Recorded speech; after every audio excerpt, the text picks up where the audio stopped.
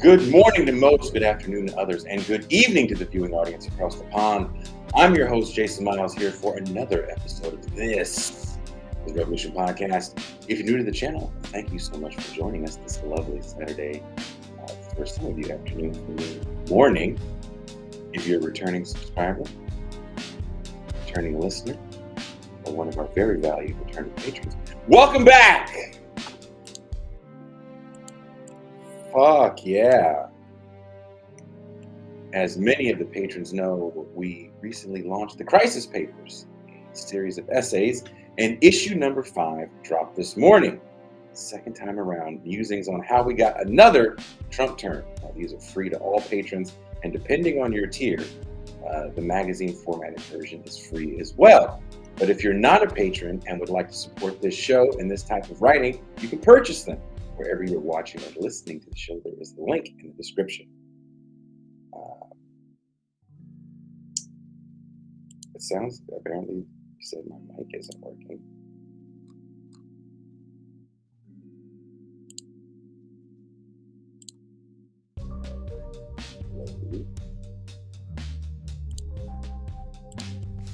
Hello.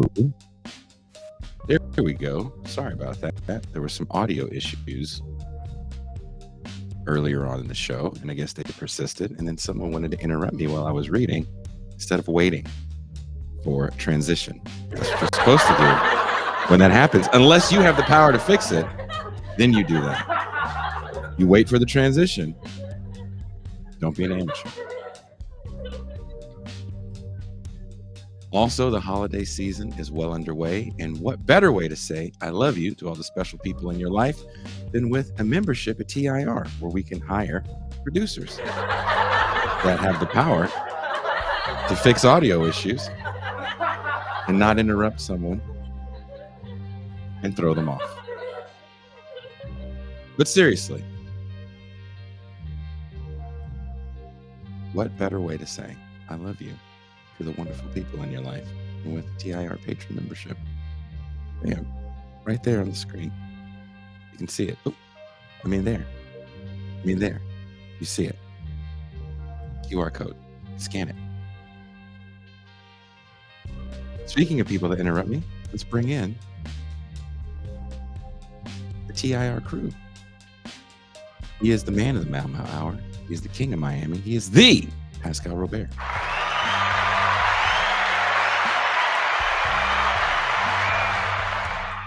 Peace and greetings to the chat. Peace and greetings to the audience. Peace and greetings, Jason Miles.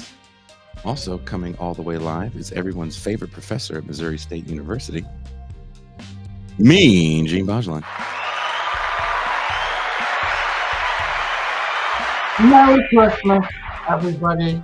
It's good to be with you all today.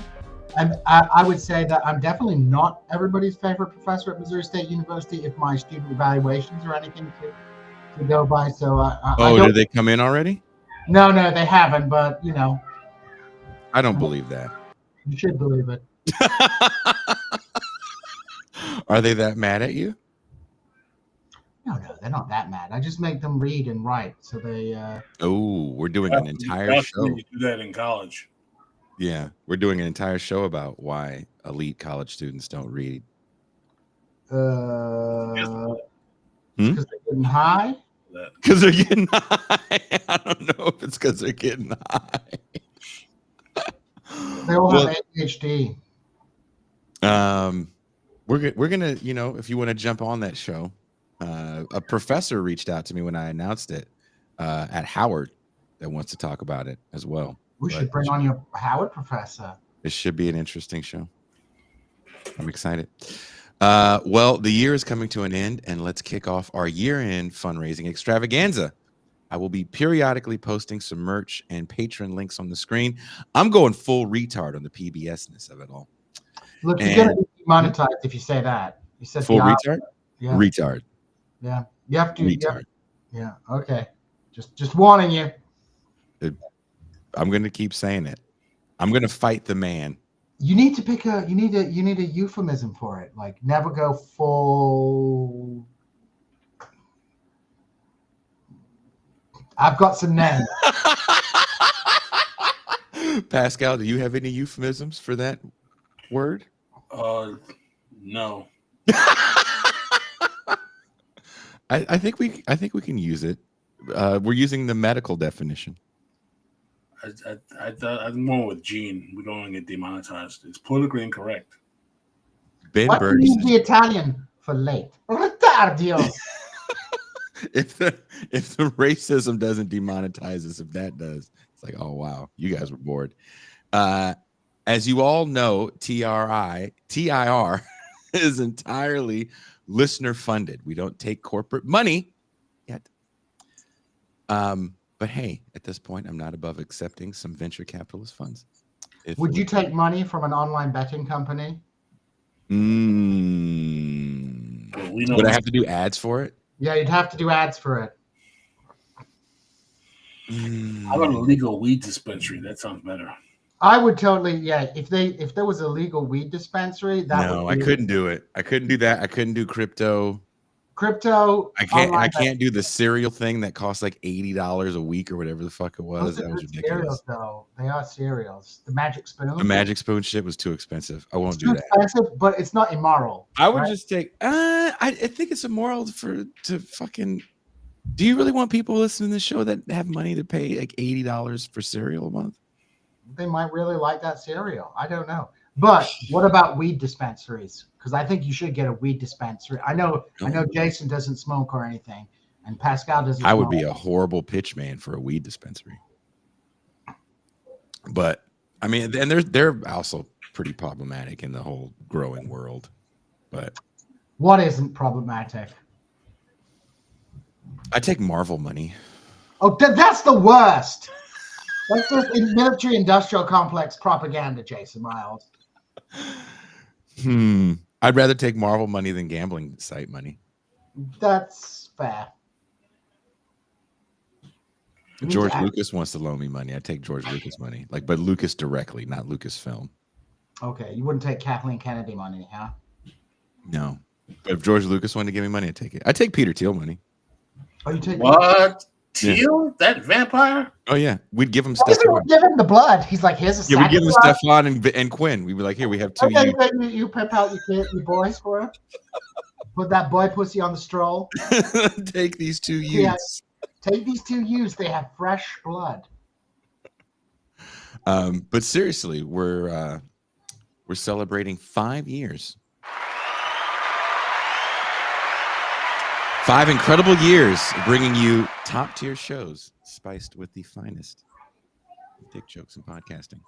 To finish the year strong, we've lined up an all-star roster of guests. The Green and Red podcast will be here later in the month to dig into the biggest environmental stories of the year. Champagne Sharks is making a triumphant return, and the Antifada crew will also be in the mix. So if you like your podcast smart, sharp, and a little chaotic, now is the time to help us grow so big that maybe, just maybe, we too can be part of the Vanguard's podcast drama worlds. But in actual news, a suspect is now in custody for the murder of United Healthcare CEO Brian Thompson. The accused, Luigi Mangione, has become something of an anti-hero heartthrob online. There are memes, thirst traps, and even some wild right-wing takes. Today, and I'm not lying to you guys, I saw one guy call him a real-life Batman. I was like, I don't think you know how Batman works, sir. But following the Robin Hood-like response across the political spectrum from Mangione, there has been a backlash. Following the murder, a Florida woman named Breonna Boston used the same chilling words reportedly etched on the shell casings found at the scene of the crime: delay, deny, dispose.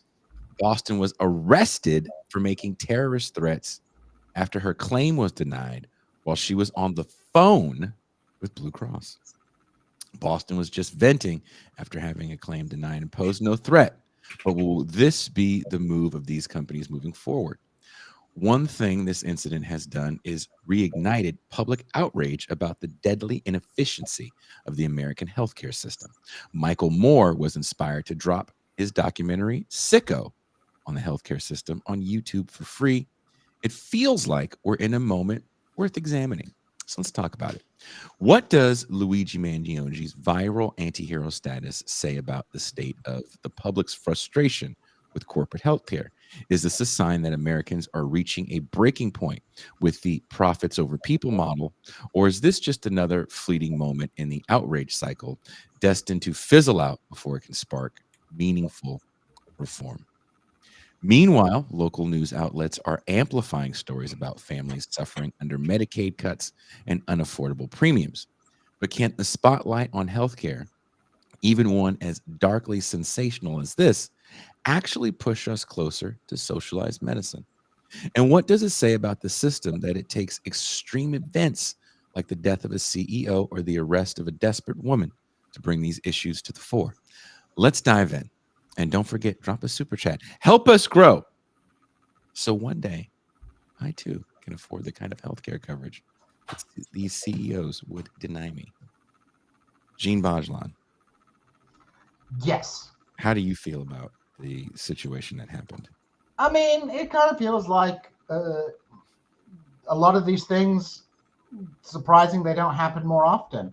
There's no real political movement on healthcare. Everything seems to be, every time there's a push for healthcare reform, it seems to get blunted by all these corporate interests.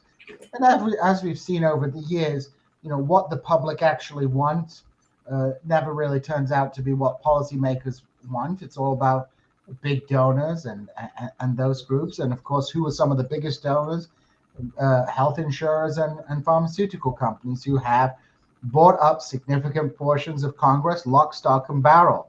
We've had a decade of political activism since the Bernie Sanders movement, rooted in Medicare for All, which I would say is the signature policy demand of the Sanders movement.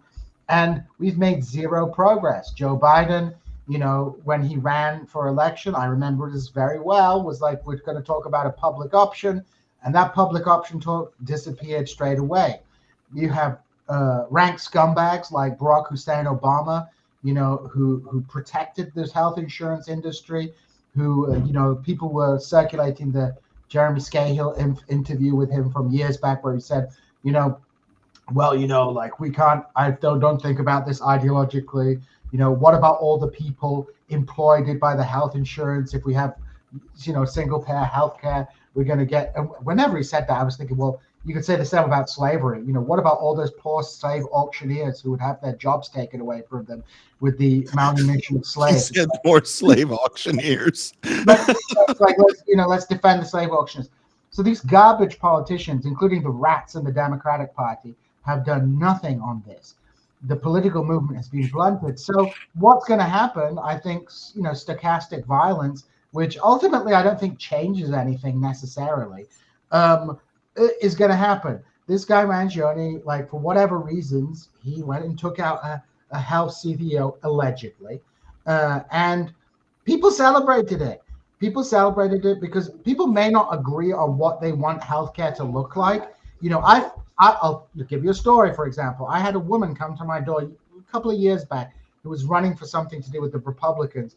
And she was like, well, I want to have health insurance for everybody like I used to have when I worked for the university. And it's like, bro, that's just not on the table for what the political party you're running from. So people might not know what they want a healthcare system to look like, but people, I think, generally want some kind of universal healthcare system.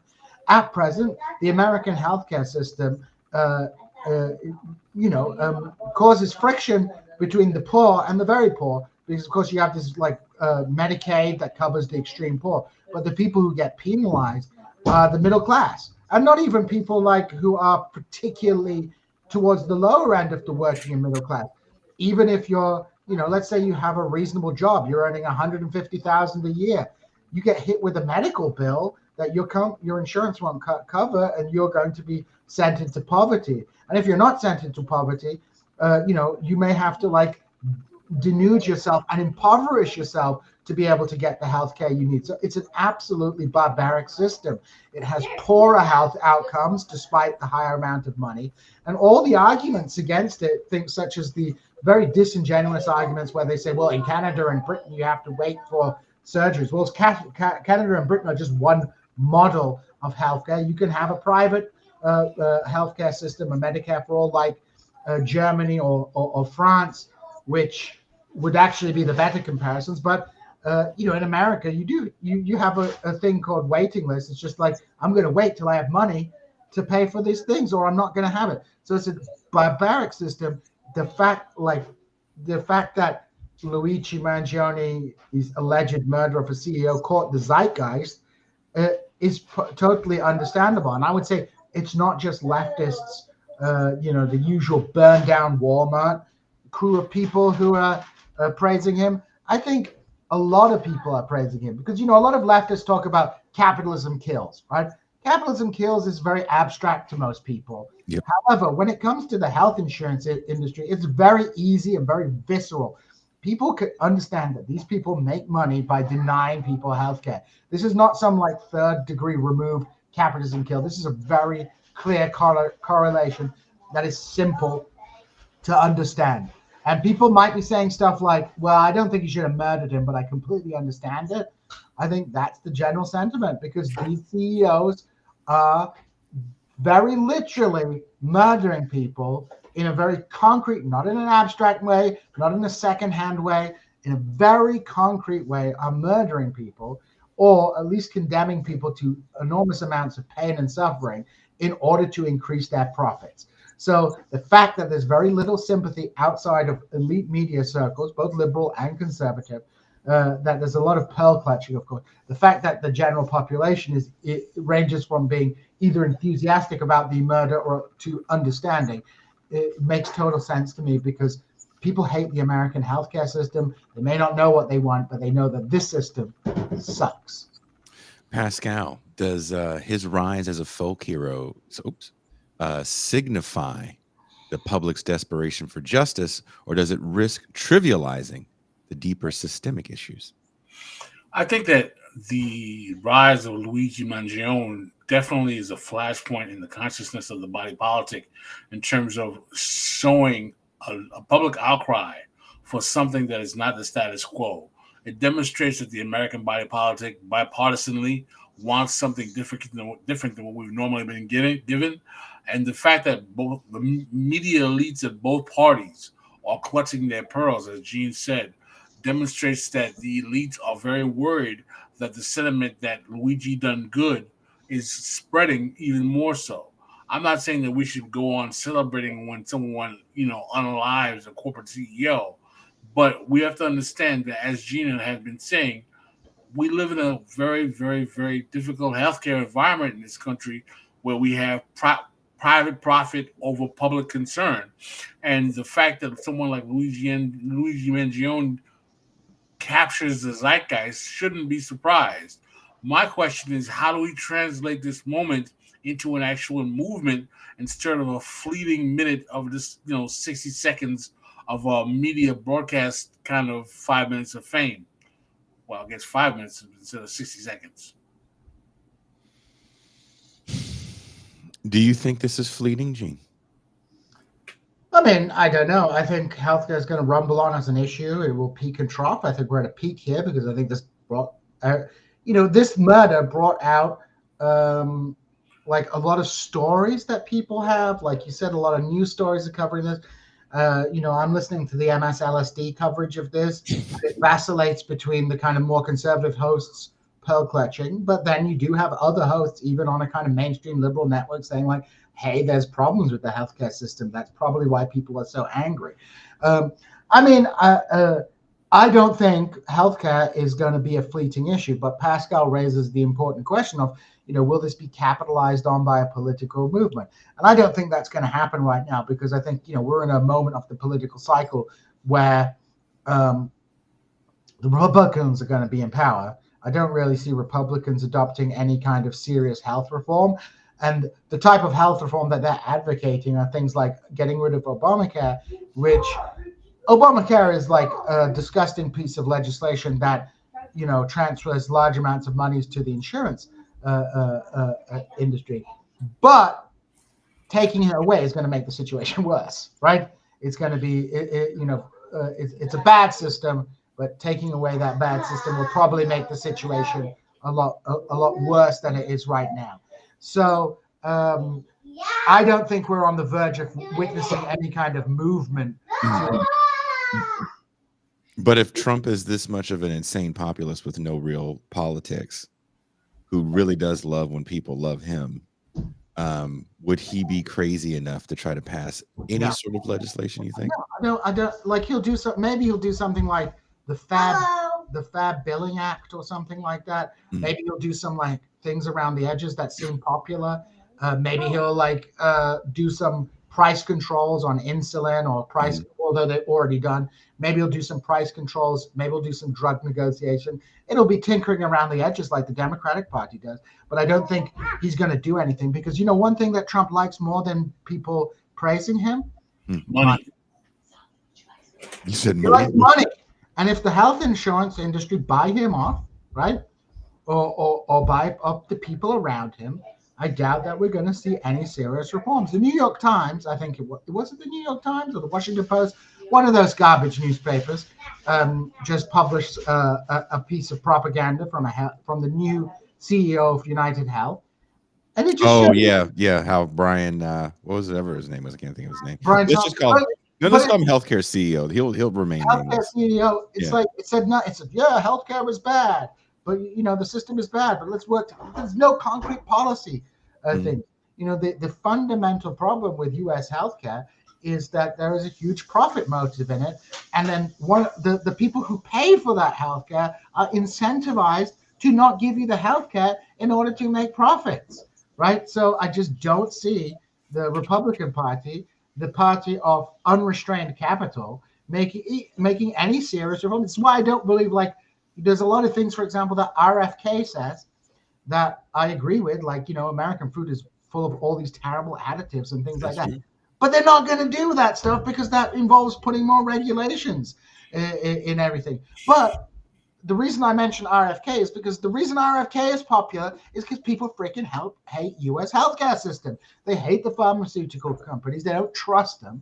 And, you know, that's just another manifestation of this profound distrust of health providers in the United States. Like I said, and I think we discussed this last night, people don't know what they want a system to look like in the future, but they just know they don't like this system. And I think this Mangione thing is like, because there's no politics out there, that everything is just a simulacrum of politics. You know, politics ends up like, you know, people in America are like 16th century European peasants who don't like the conditions that they live in, periodically rebel, get stomped down on, and nothing really changes. But that anger continues and persists. So until there is actually a political movement that can mobilize around a concrete program, and one which actually dominates one of the two political parties, I don't think anything's going to change. So the Republicans aren't going to do things.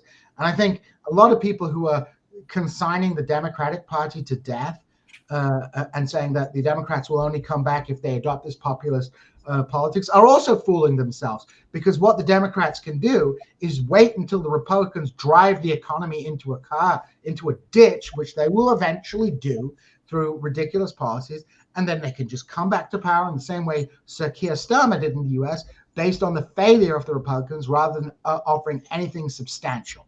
So, you know, like I think often the people yelling about the Democratic Party are doomed unless they adopt populism. I think that's unwarranted optimism. I agree.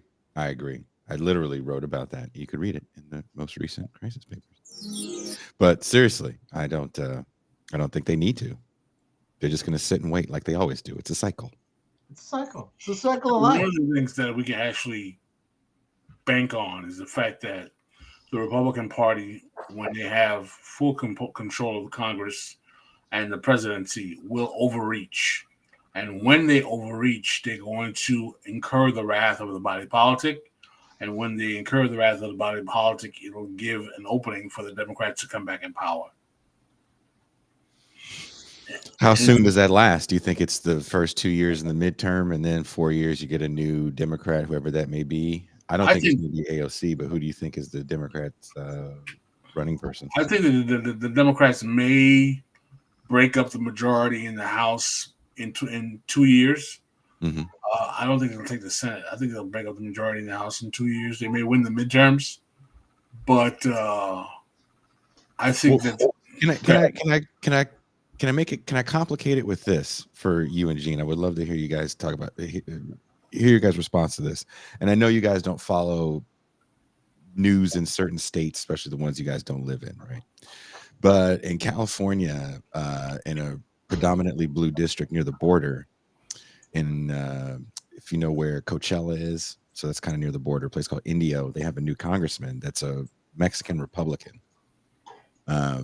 And before him, they had their first trans person in state office. That person was voted out because they were, quote unquote, too far left. And the Democrats have ruined everything per I can forget the gentleman's name that's in office now. There was an interesting article on him in the LA Times, but never did it say the platform that he campaigned on other than saying Democrats tax you to death and they're too far left. Has that rhetoric worked too well to the point that people just don't trust Democrats?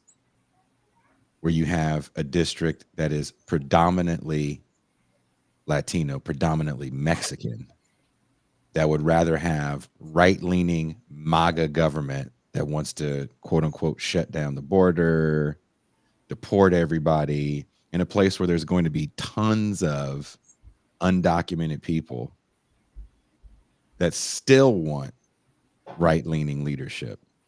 Well, you answered your own question a minute ago. Mm-hmm. It goes in a cycle, right?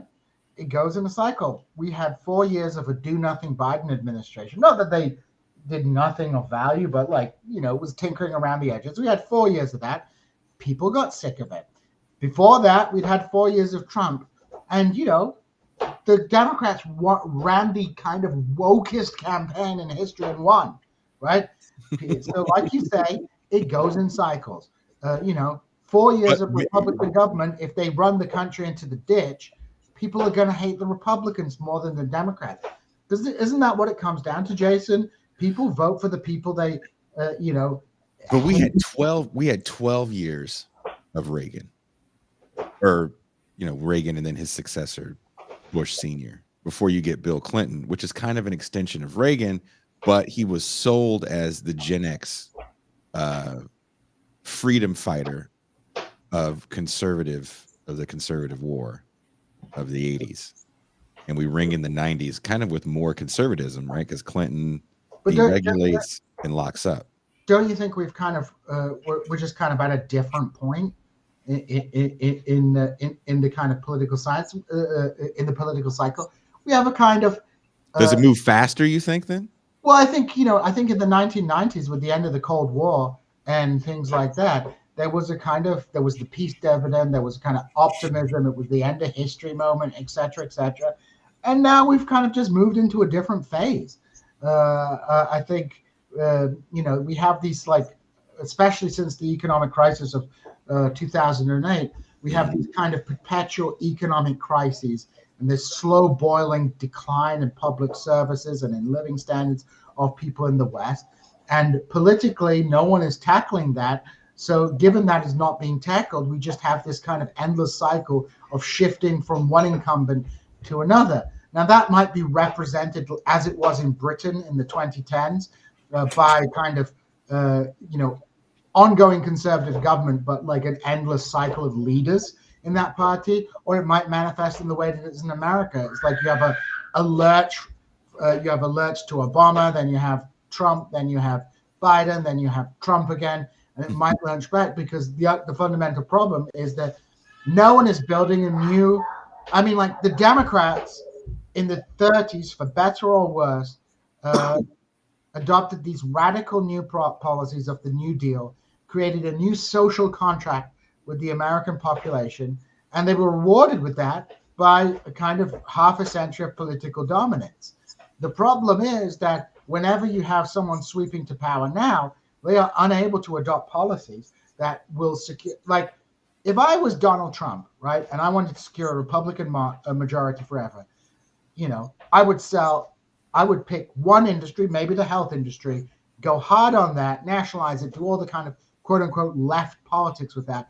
Meanwhile, doing all the deportation stuff, and you would get I think you would end up with like a majority for the Republicans for the next 50 years. But they're unable to do that. I don't even think they'll be able to do the mass deportations in the way that they want to do it, because it's going to be like it's either going to be impractical. If they do it, it'll become very unpopular, including amongst the Chamber of Commerce, which likes to exploit those or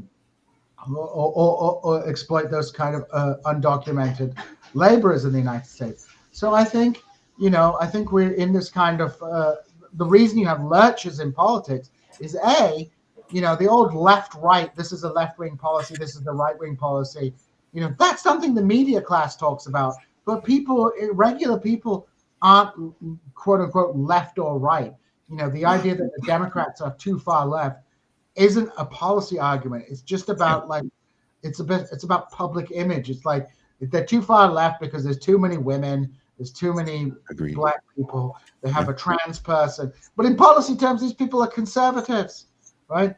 These people are relatively conservative people. They defend the status quo, and they don't believe in fundamental transformation. They believe in incremental change in order to maintain the status quo.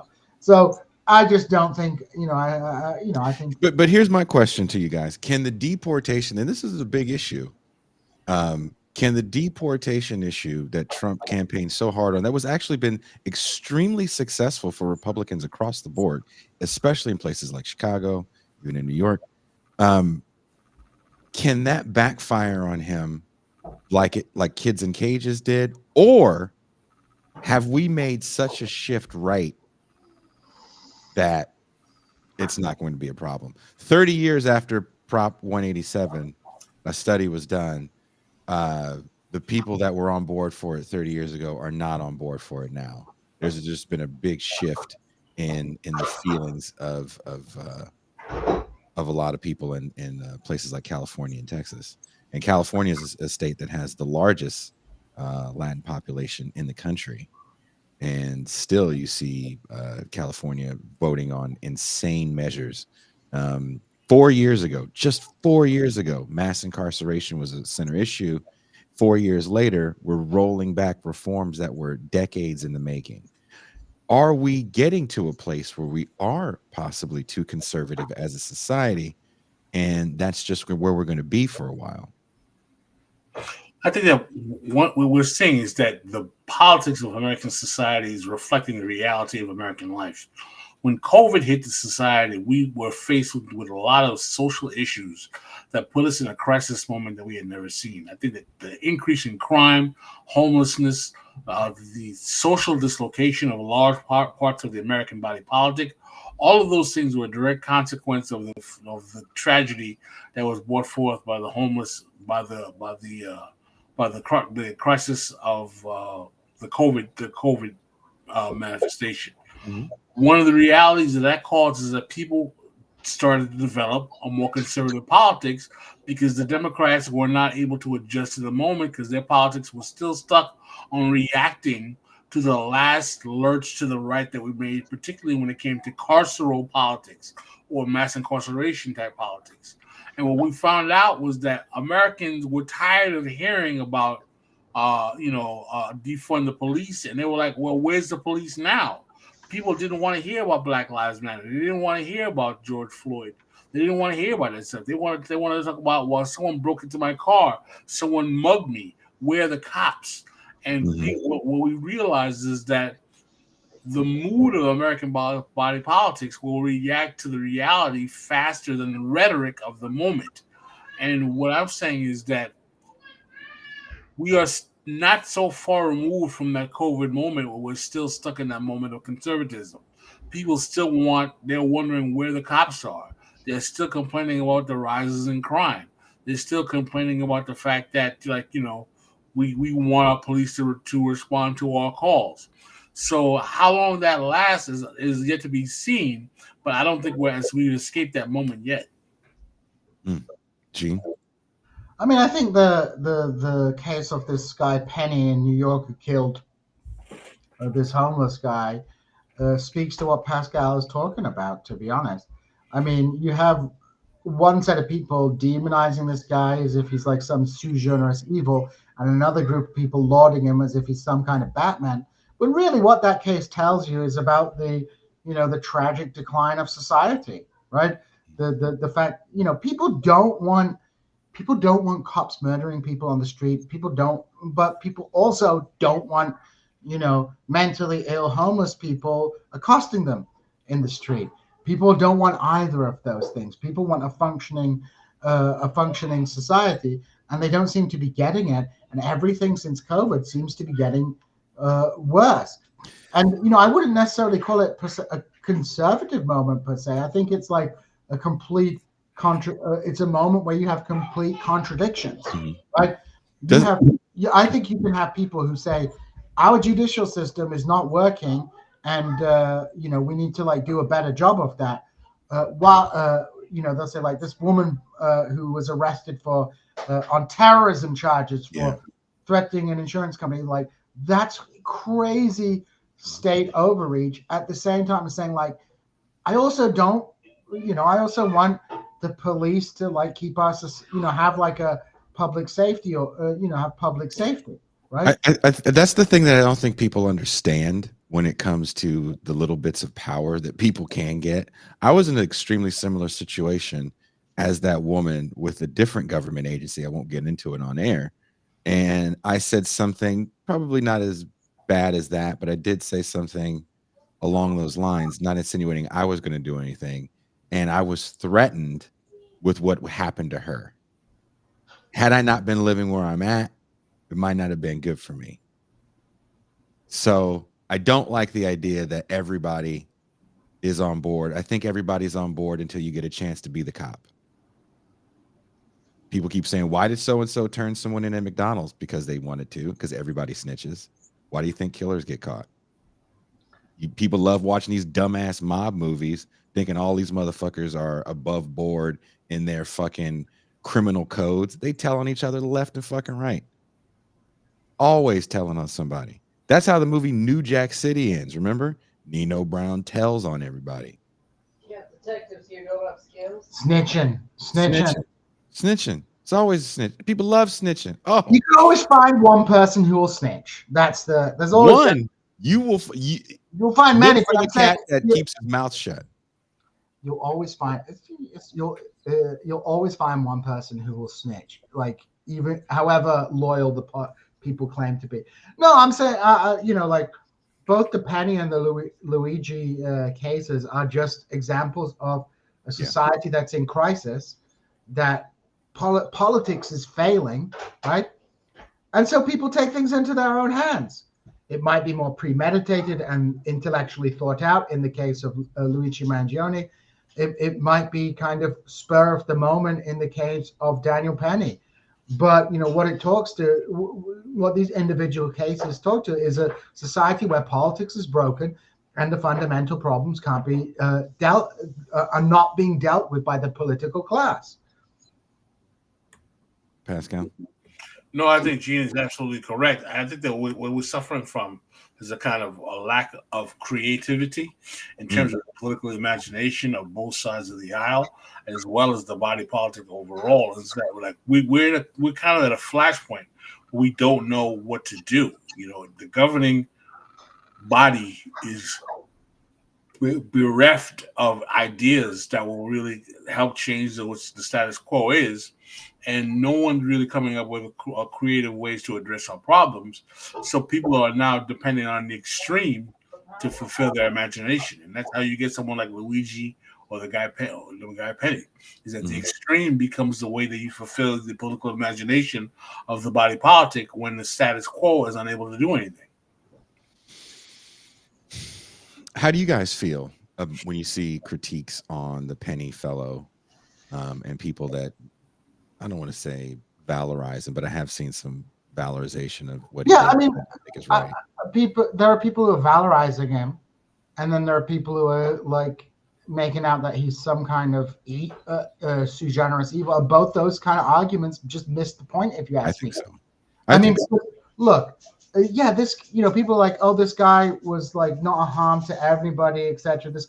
Yeah, he may not have been, but that's not how people perceived it on the tube, was it? Right? Well, it's also like how you can get me in the right situation and I might get violent, especially if my kids are around. Yeah, And that's happened before on a BART train in the Bay Area where, cats get rowdy. The problem is, Mhm.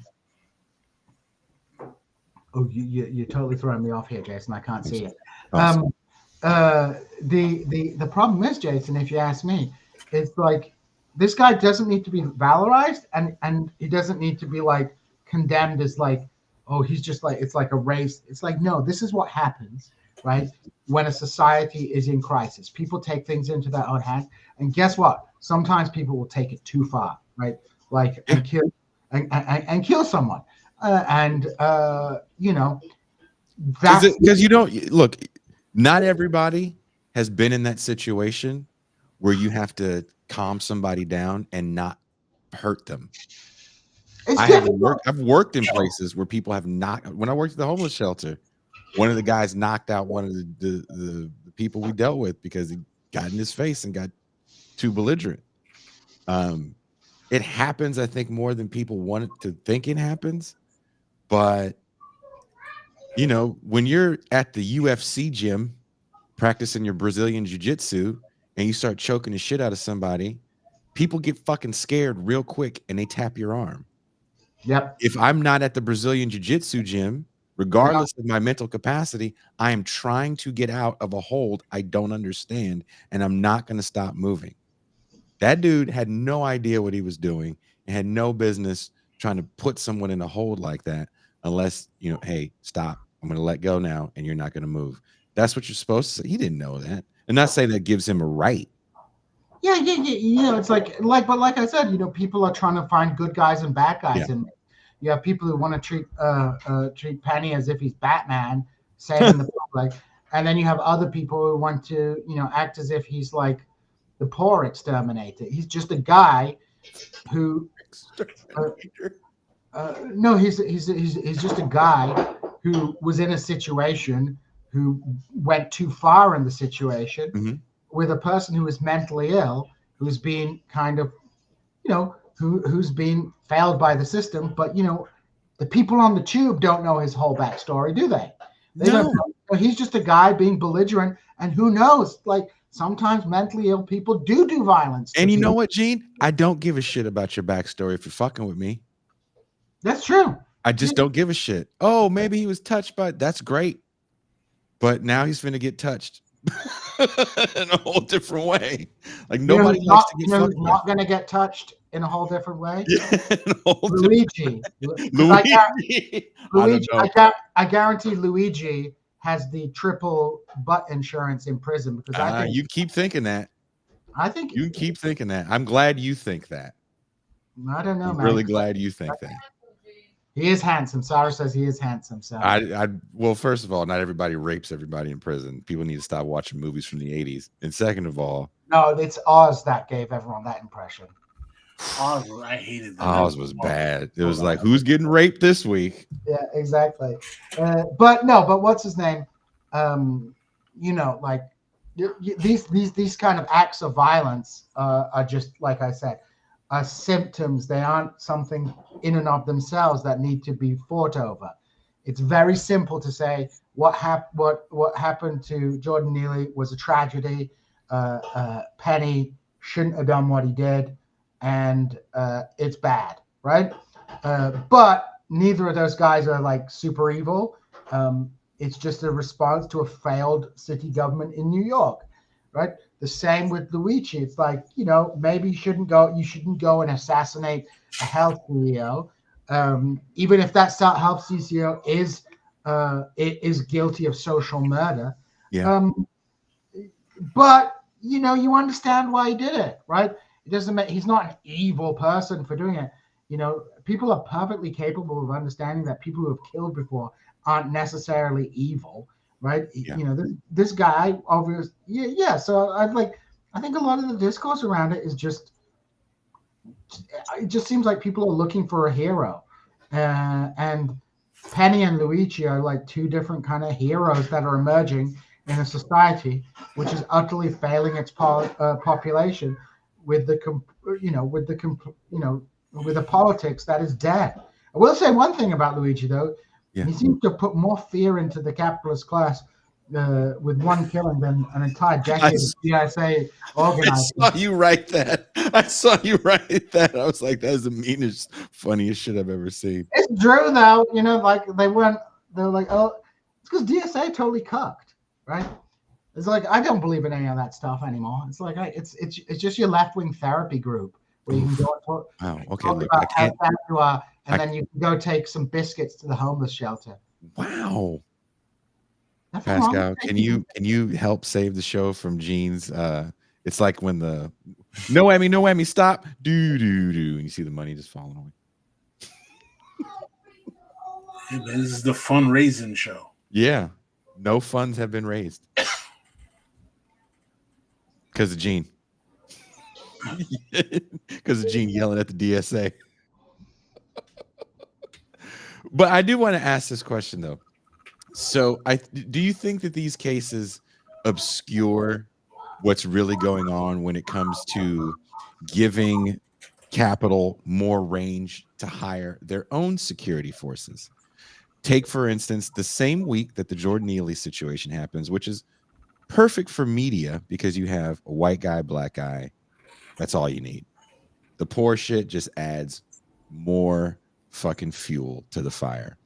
But in San Francisco, you had a situation where there was a trans man that was stealing from a CVS or a Walgreens. I can't remember, in downtown San Francisco. I think that's his Walgreens. And got into a fight with a security guard who's armed. The security guards there are armed. And he threatened the security guard, did like this and lunged at him. Security guard pulled out a gun, shot him, killed him in the street instantly. Two poor black people. Security guard came from the hood and had experienced gun violence. His brother was murdered. And the young trans man that had attempted to rob the store was fighting with housing insecurity as well.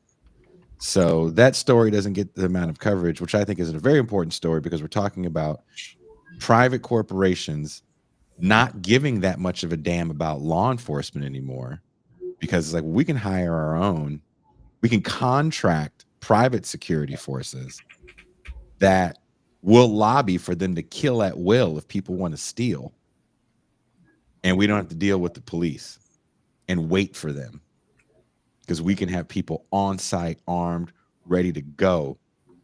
Nobody's stealing these razors today.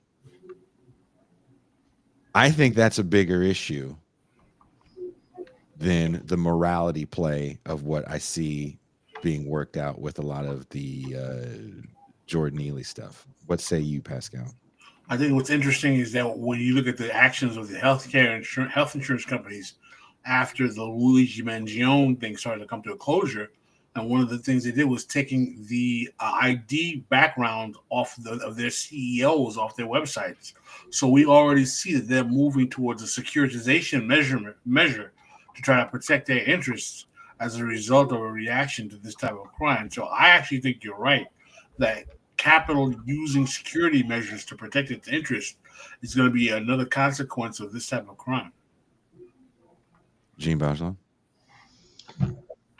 I mean, I don't really know. What's your question?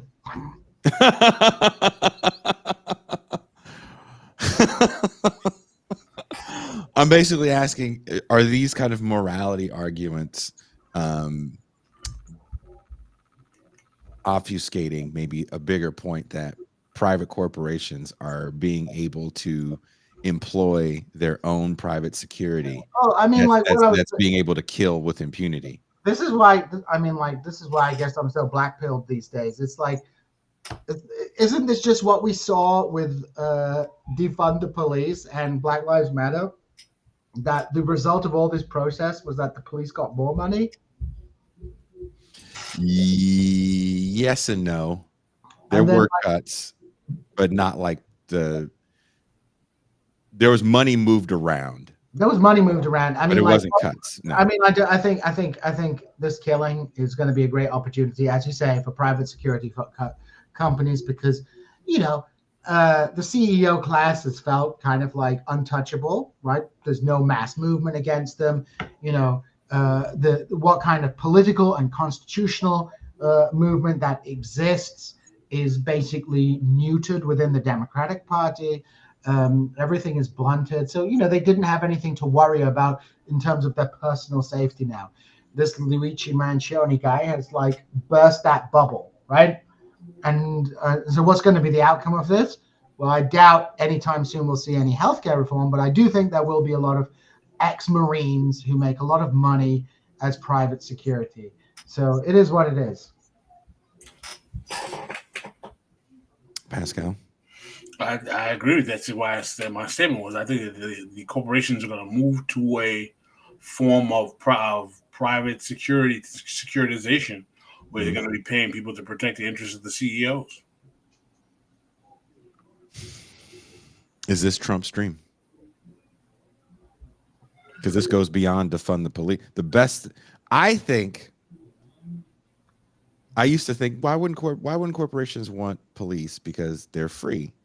And then it really hit me when the Banco Brown thing hit, because you really get to skate all responsibility when these people act out. Not too many people got mad at Walgreens because they couldn't.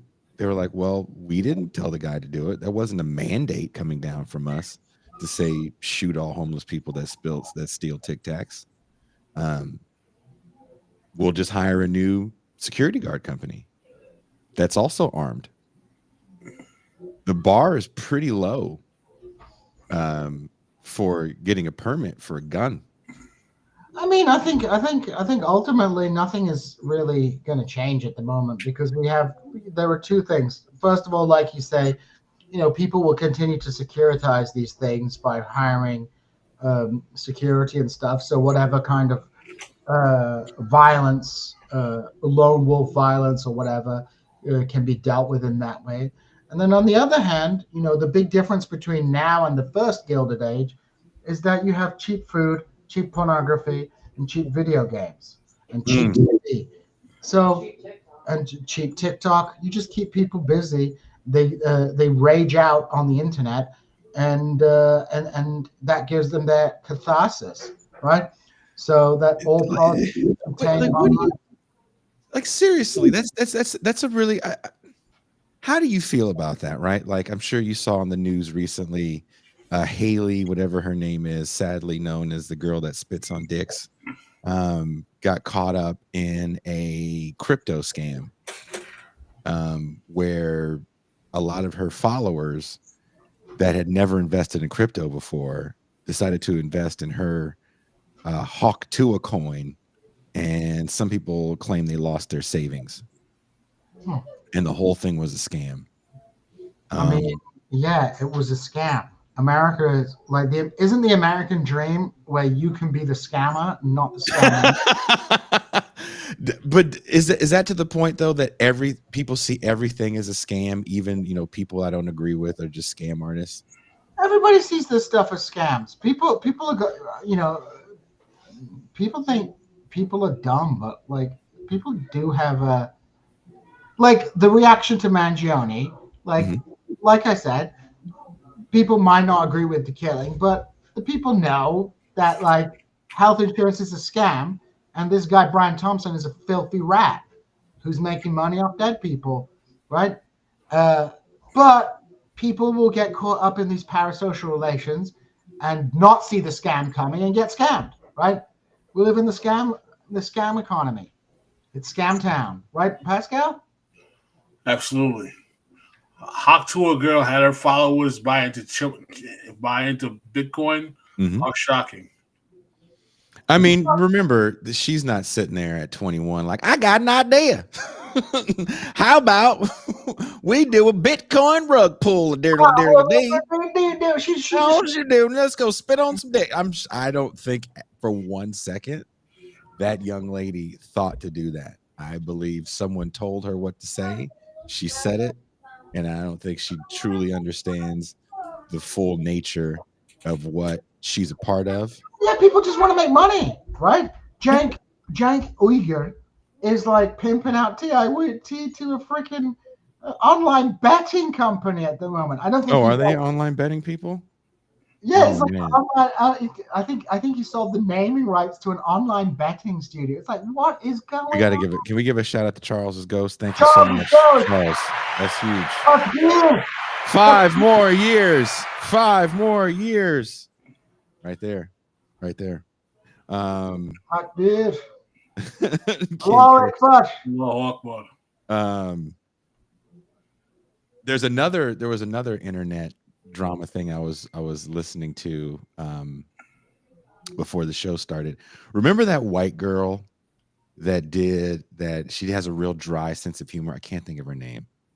Real dry sense of humor, and she did, in my opinion, one of the funniest interviews where she asked the comedian YouTube guy Funny Marco if he found her attractive, and he had the greatest response. He goes, "You're not my type." And he went on talking about what his type is, and he described like the ghettoest black girl ever. He goes, patting her head every 5 minutes, going, "Where my baby daddy? Where my baby daddy?" You don't remember that, Pascal? No, I missed that one. Show them. Do I got to play the clip for you? It's a funny ass clip. He describes this super hood woman that eventually fights him and gets him arrested. And he's like, "That's the kind of woman I'm looking for." And he goes, "I don't think you have it in you." And the white girl just kind of sits there, is like, "Huh." But she used to interview people like Mark Cuban and other kind of big internet celebrities. And her whole thing is she's real dry. And she got started on TikTok, I guess. And she's kind of mildly amusing. But then, because she's also really young, and that Funny Marco interview went viral.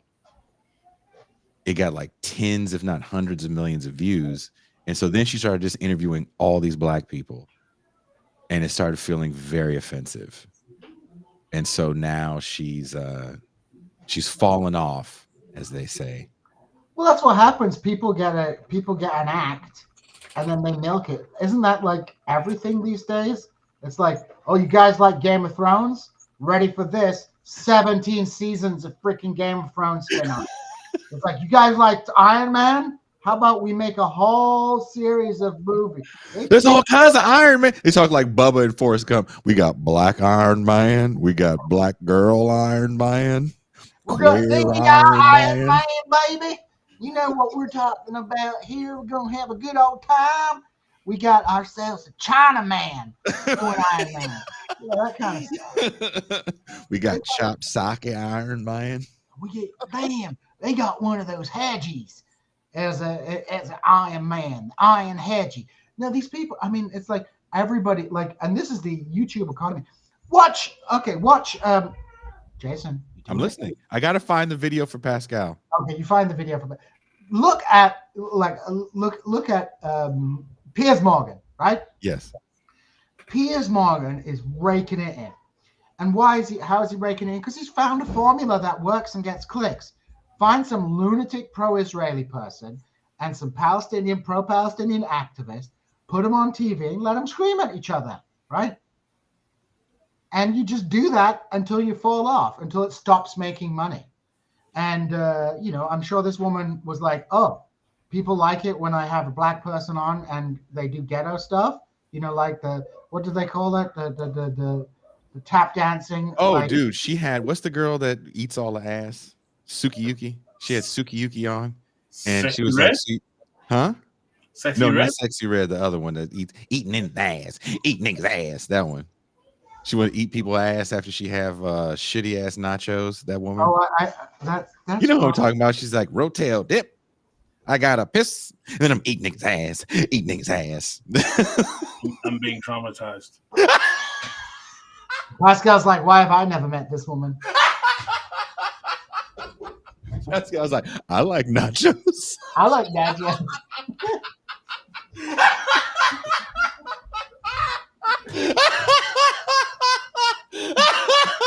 Or maybe I'll eat your ass, just don't eat so many jalapenos.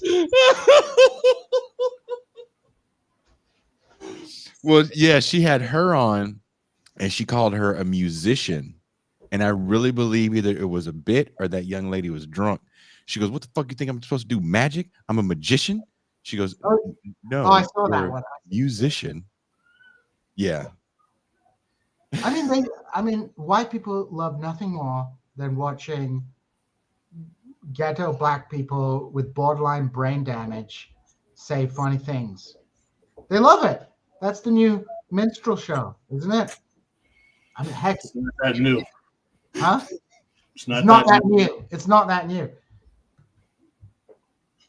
I mean, even I watch those videos. I found the The video pop the clip. balloon guys, the pop the balloon guys on TikTok. The pop the balloon people, no bullshit. I don't know why. That is the funniest shit to me, and it's so fucking fake. Oh, this guy, I've seen this guy before. This Pascal, this interview, this is where look. I agree with everything Gene said. I found out this young lady is the same age as my kid. She's the same age as Jalen. She's young, and that doesn't give you the right to do racist shit. I just don't even think she understands what she's doing is racist shit because she doesn't have to do too much for these people to tap dance. This dude is actually intelligent and did a funny ass bit. And everybody else, she did one with Drake after this. You remember that? Where they were both in the bed together? You didn't see that interview? Well, let's watch this interview for Pascal. Great relationship partner, and that's why you'll get Are you far. hitting on me? Are you hitting on me? You're not my type. What's your type?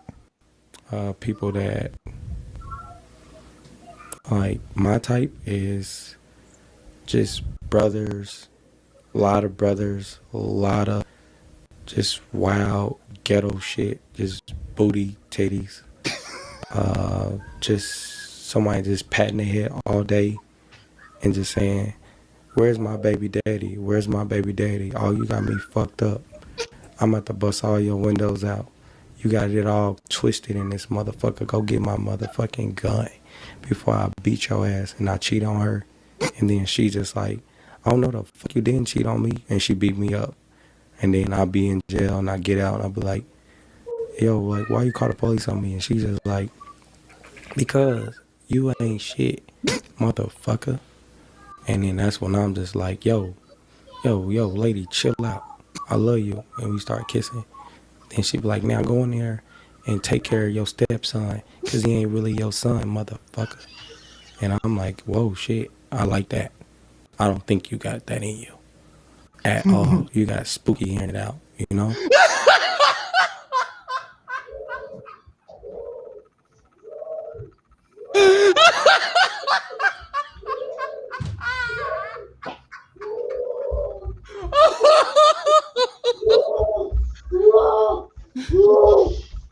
It's because Jason sympathizes, except with Southeast Asian women.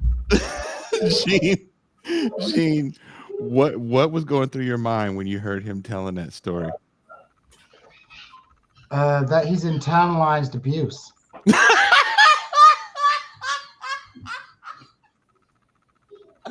Pascal, what went through your mind when you saw that?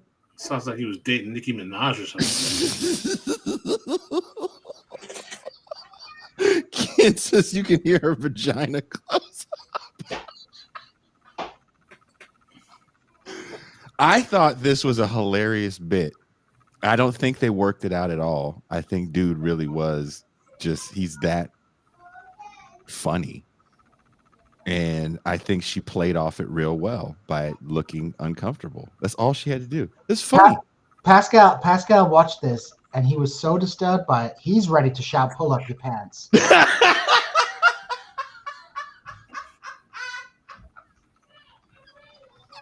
He's ready to do some black respectability politics. Pascal. Look what they've done to this poor Pascal. Pascal, when that Negro said, and then she look at me and say, "Go in the house and take care of your stepson."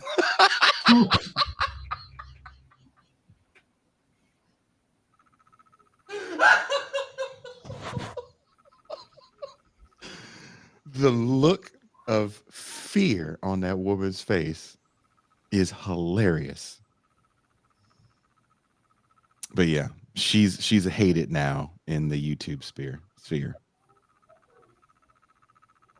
Do you hate her too, Pascal? Is that why you're looking so strange? No, Pascal's could do a collab with the Hodgkins. According to Mikey Ray, he's ready to do a collab with the Hodgkins. That's how bad that video is. He's gonna put a suit And that's on. just real life where I come start from. a new A network straight with gutter, just out the wall, blown. Everything is just like a waterfall. Just keep dropping. And you don't even know who Tupac. Yeah, he ends the clip by telling her she doesn't even know who Tupac is. Wow. Pascal's gonna be. He's gonna do a podcast with Dr. Umar. Anyway, you can see Gene has been trolling the darker side of the internet. Jason knows because I send him. I was like, "What the hell is this?" I keep sending him these things. Although I like the balloon pop guy, that old guy who does the balloon pop guy. What's the old grandpa guy? I don't know. I don't those balloon pop shows. I don't know where they originate from, but every time I find one, I watch it because people say the most outlandish shit when they're looking at another person. That I'm like, man, if a camera wasn't on you in this stupid ass setting, you would keep your fucking mouth shut. You would never say this over the top, rude, hurtful. Like you have to think to say shit that rude and hurtful before you open your shitty ass mouth. It's part of the old. It's like it's performance art, isn't it? You know, that's what it is. It's performance art, and people like the sass, don't they? It's pretty weird. I mean, yeah. Well, that white girl's done. Apparently, she kept interviewing. Just went downhill. She kept getting more hood dudes and more hood dudes and more hood dudes, and eventually people got tired of it to the point where that man in the video, Funny Marco, publicly came out and said, "I don't like her because I think what she does is offensive," and I agree. Well, it's because it's not natural. Because they're always trying to recapture the lightning in a bottle of a kind of a natural virus, like a moment, right? And then they just want to do that same moment over and over again to make money. That's why Piers Morgan keeps doing shows which add no value to everything, but just have like, I'm going to get this pro-Assad, pro-Palestinian person to fight with a former IDF torturer. Well, let's see what happens. What happens next? Oh boy! Oh, what happens next? What are we gonna do here? Because that's what drives it. Don't we all know this? That conflict drives the algorithm. Jason Miles, if you came on TIR every day and went after, I don't know who are the black people in this field. I don't have to go after black people. I can go after anybody. You can go after white people, black people, all kinds of people. Let's be honest. Because of our good friend racism, there's just no black people to go after that would be worthwhile. You could go after the what's the FD signifier. You could go after the. I don't think anybody would really give a shit if I went. I was on the same screen with FD signifier, and I tried to tell him to be quiet. He tried to talk over me. I didn't appreciate that shit. You could have a fight. You could have a Brianna fight. That's still not going to really get me the returns. Who would you want to pick a fight? You got to pick on a white. Look, if two niggas fight, nobody covers it. If we went right now and said Jared Ball is a bitch, he's from a bitch family of light-skinned bitches, and fuck him and his bald head ball look like nuts. I don't mean Pascal's like going, stop repeating things I told you. I don't mean any of that. I would never say that on air or to him because I don't have those feelings against him like that. No one would cover it. But if I was like, Sam Cedar's a racist, he called me a nigga when I was in the studio and said, go fetch me my drink, nigga, then everybody would cover that shit. Everybody would. If I said, Katie Halper called me up and said, you're nothing but a black buck, nigga, man. Come here with your big nigga cock and do your job, nigga. Then I would get all. Let's not talk about your sexual fantasies. Can you say demonetization, please? Jason's just letting it all out here. He's like,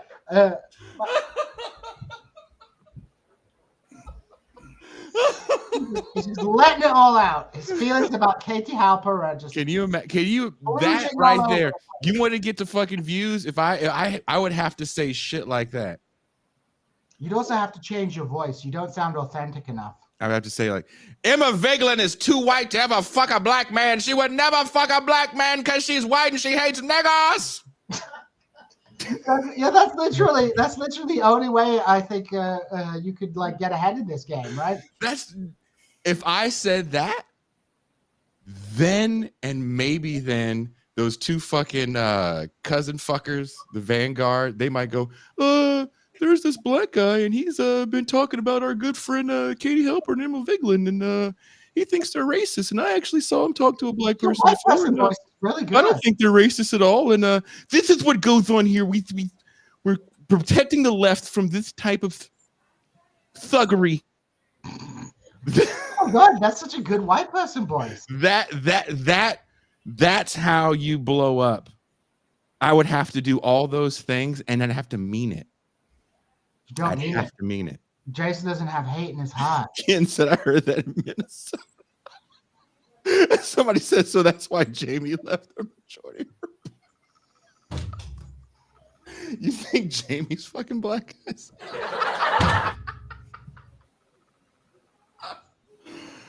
Oh.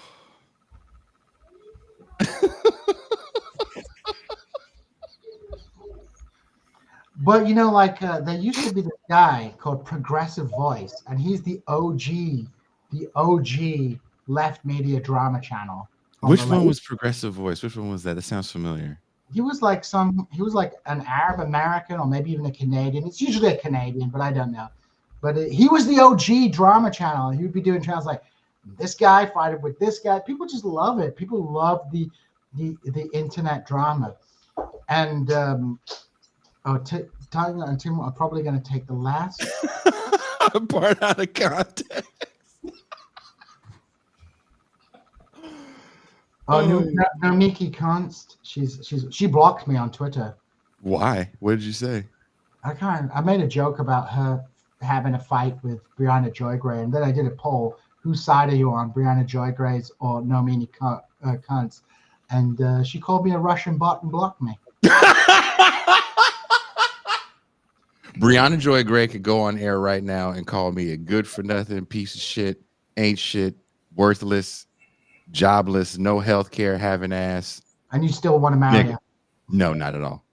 Okay. That sounds like the biggest fucking nightmare ever. And nobody would care. Nobody would cover it. But if she said that about Sam Cedar, everybody would cover it. People love it. Well, it's about getting into the fights with the right people. You gotta get the fights with the right people. It's like Jake Paul. He knows who to. He knows he's getting. It's the same thing. Hey, Mike Tyson, I know you're fucking 60-some years old. Don't you want to get in the ring? No.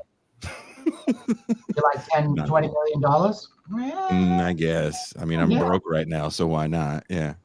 Who like I'd have to who would I have to pick on? Like seriously, who would I have to pick on for people to give a shit? Chat needs to tell us who you need to pick on, who you need to stop beef with. Stop beef with Pascal. Don't start beef with me, man. I'm not in it. What about? I'm trying to figure out.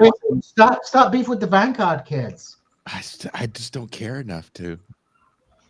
Come on, start some beef with them. And then you can come visit me in Missouri on the way. We're an anti-beef podcast. We like? Pascal, year number 5 has not been financially fruitful, and the only way to make it fruitful is if we just go, balls out, dick in the butter, just start calling people names. Pascal hasn't got it in him. Coach Look says Robin D.G. Kelly. That's a person that would never come on this show.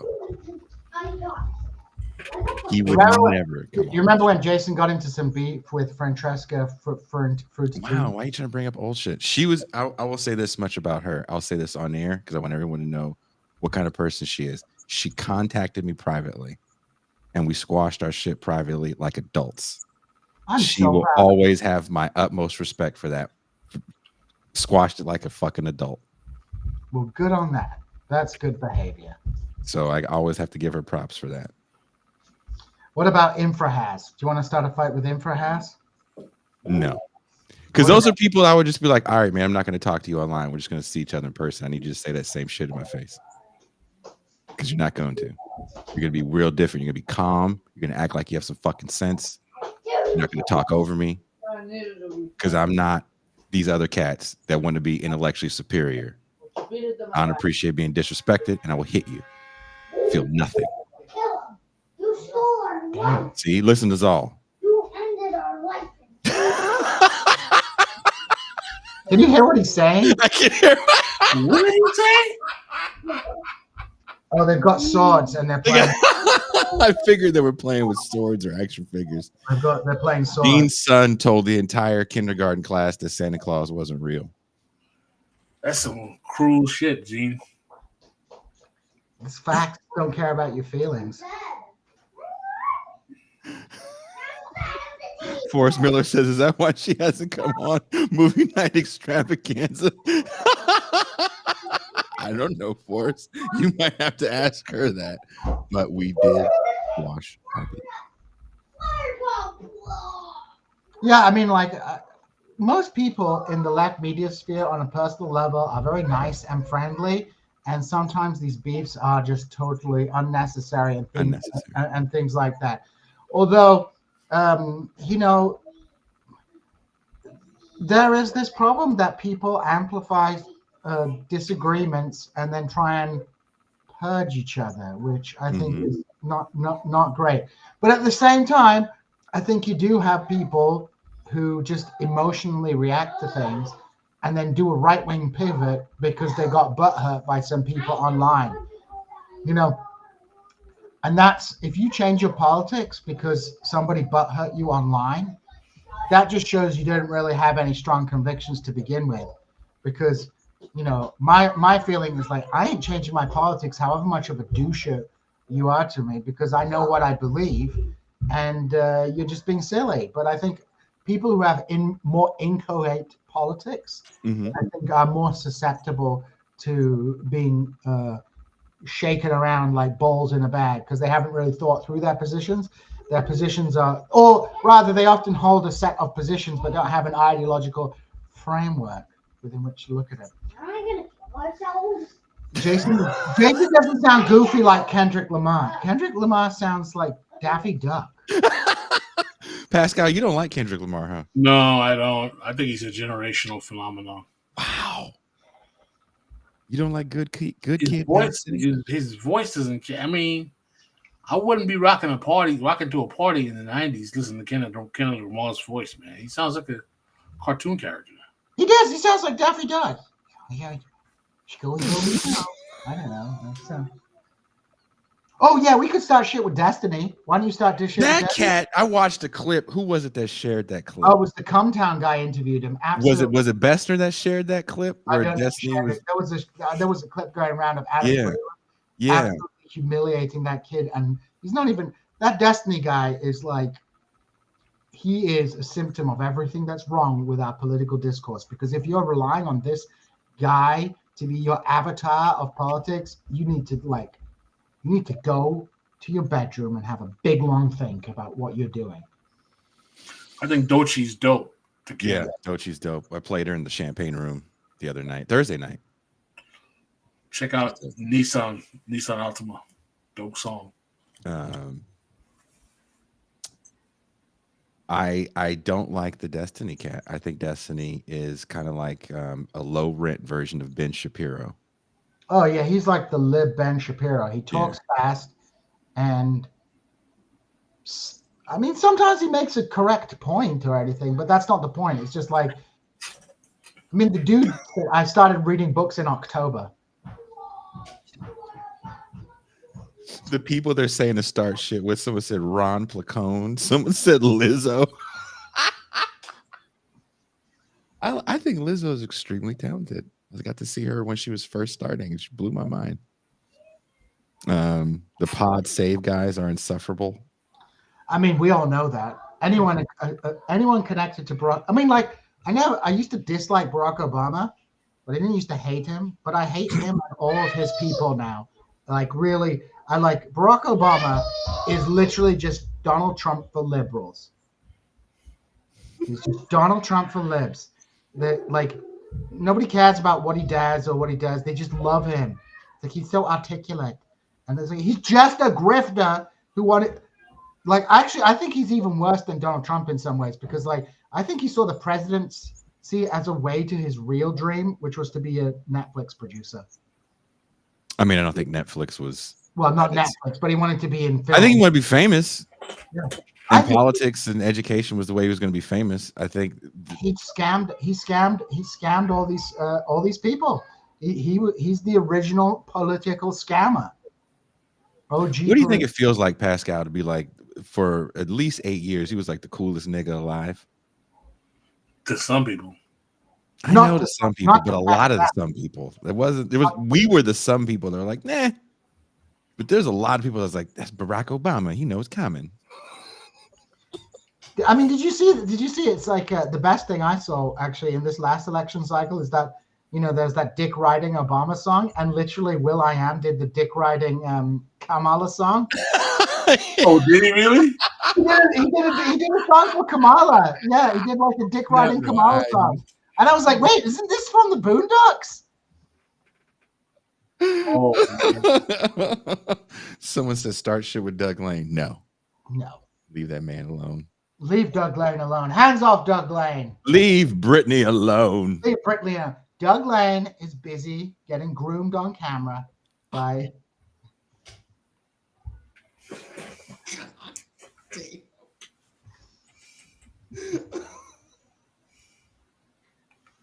What? It's not something that I haven't said before.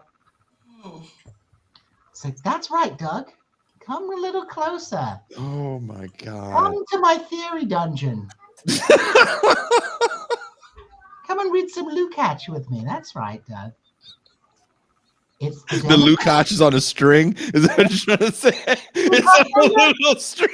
It's on a string. It's like, come and read some Lukács. It's like, that's right, Doug. Dougie Doug. Derek Varn is watching this somewhere with tears rolling down his face right now. Come on, Dougie. Good, Dougie. Ashley Frawley. Actually, I hit Ashley up when I found out she got the new job. And I said, are you too busy to come on the show now? And she responded right away and said, never too busy. I was like, oh. Ashley, people hate on Ashley for no reason. They just don't. I mean, Ashley is the victim of the purity police more than anybody. And you don't even have to agree with Ashley for everything. But, She got a new job where? Compact. She's the editor at Compact. Oh, really? Yeah. What's his name moved on? They moved on. Yeah, I don't. Yeah, we're joking about the beef thing, by the way, guys. But I'm cracking the fuck up about who you're saying we should start fights with. I could never, dude. Seriously, I would want to punch that Destiny dude so bad. Ben, when Ben did that debate thing in New York with Tim Pool and that Project Veritas guy. Oh yeah, and Andrew Schultz was there too, and Tulsi Gabbard was on Ben's. She was on Ben's team. She was on Ben's team. I know. She was worthless. Well, Tulsi Gabbard is kind of worthless anyway. So Ashley is a fascist. Don't call Ashley a fascist. Come on. Believe that at all? I don't believe that. Why would I start shit with Catherine Liu? She's so nice. Catherine Liu is nice. Jason likes everybody. He likes everybody. He's a friendly man, right? Except when he's not a friendly man. Like we were joking about Sam Cedar never called me the N-word. Please, nobody cut that clip. What? Well, this was my idea for a bit for the show, is where you and Pascal bully Cuba into saying the N-word. He's like, I don't want to say it. I'm Canadian. I can't say it. He's like, you're threatening him at the live show. It's like, you better fucking say it. And then he says it, and we cut a clip, and it's just the sound drop. And then you send it to all his future employees. See, he's a racist. Someone says, start shit with Ole. Ugh. Ole. There. I started it. Jason loves Olay. He loves his African princess. She's not African. She's some sort of Caribbean, isn't she? Miami. She's from Miami. She's from Bahamas. Ooh, Bahamas are nice. We're gonna start shit with Cornel West. We're gonna out my brother. What happened to Cornel West? He disappeared off the face of the earth. I'm sure he's dropping a new album somewhere. He's got like a jazz house album that he's about to drop. That Cornel West album, I'm like, what the hell? Who's buying this? Who's this for? I don't know, man. It's Cornel West fan? It's for 55-year-old white cultural studies professors who wear turtlenecks. You gotta understand the rhythm, my man. You gotta understand the rhythm of the African beat. You know, the African beat is there in your soul. It's like that. Have you? I can't remember who it is. Is it someone from? Is it? I can't remember which famous British musician. It's the guy from Aerosmith, where they're like, your great grandfather was black. He's like, I knew it. I've got the soul in me. Like, I don't know. If Henry Louis Gates tells one white person that they're descended from a black person. They get a fucking turtleneck and all these jazz albums all of a sudden. The eugenics behind 23andMe is I don't know how you guys feel about this, but every time someone goes, I did a 23andMe and I'm 5%, and then they'll say something and they'll be like, that's why I'm good at this thing. And you're like, that sounds pretty racist. You know about my 23andMe story?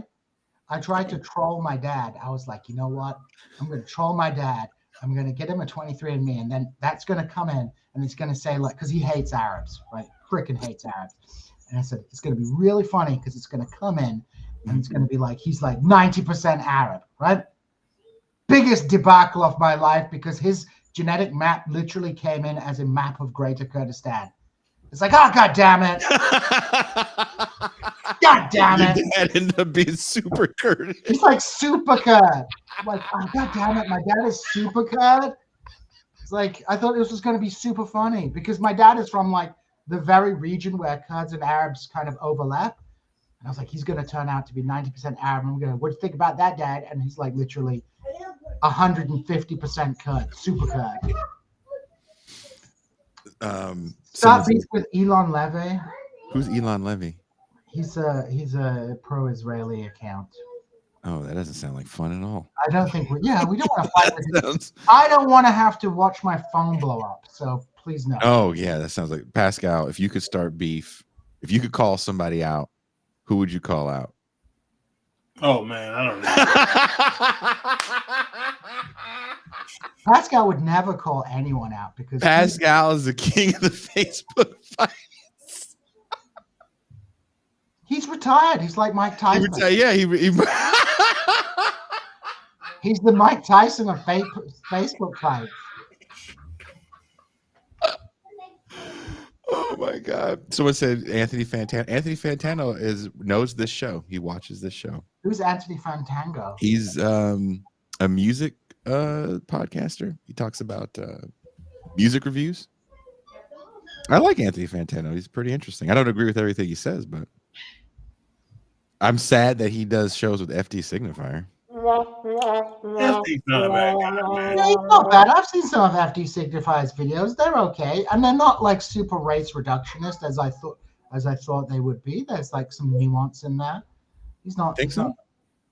I mean, I don't know. I'm not an expert on the blacks, but.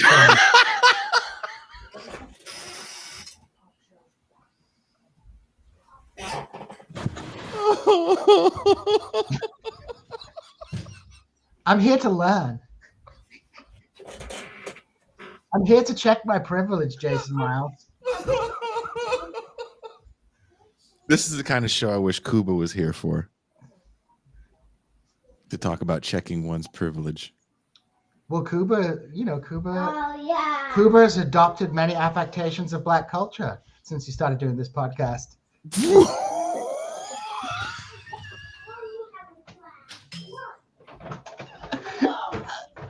They know. They know.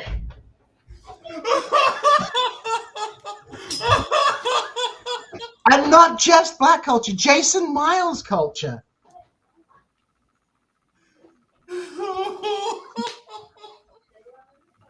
coming for you, nigga. That was low. Oh, we can't fight. We can't fight. We can't. Spencer Leonard is my good friend, but he had to unfriend me on Facebook because people were mean to him. That's not true. You're mean to Spencer Leonard. I'm not mean to Spencer Leonard. He's a nice guy. Spencer Leonard says some crazy shit sometimes. Gotta admit. I mean, who doesn't say crazy shit? I don't know. Spencer's really good at it. He is the fire in a crowded room guy. This room seems pretty crowded. Oh no, Forrest is like Spencer Leonard's too annoying. Stop it! Don't use. You're one of the reasons he unfriended me on Facebook. Forrest. Oh, Forrest, what's good, Forrest? I didn't realize that. Forrest does start a lot of drama. Forrest starts drama. Forrest is if you're Mike Tyson, he's Logan Paul, whatever his name is. No, Forrest is a literal gremlin. He's a literal. He's just running around fucking shit up everywhere he can. That is Forrest in a nutshell. Always laughing because he's always fucking something up.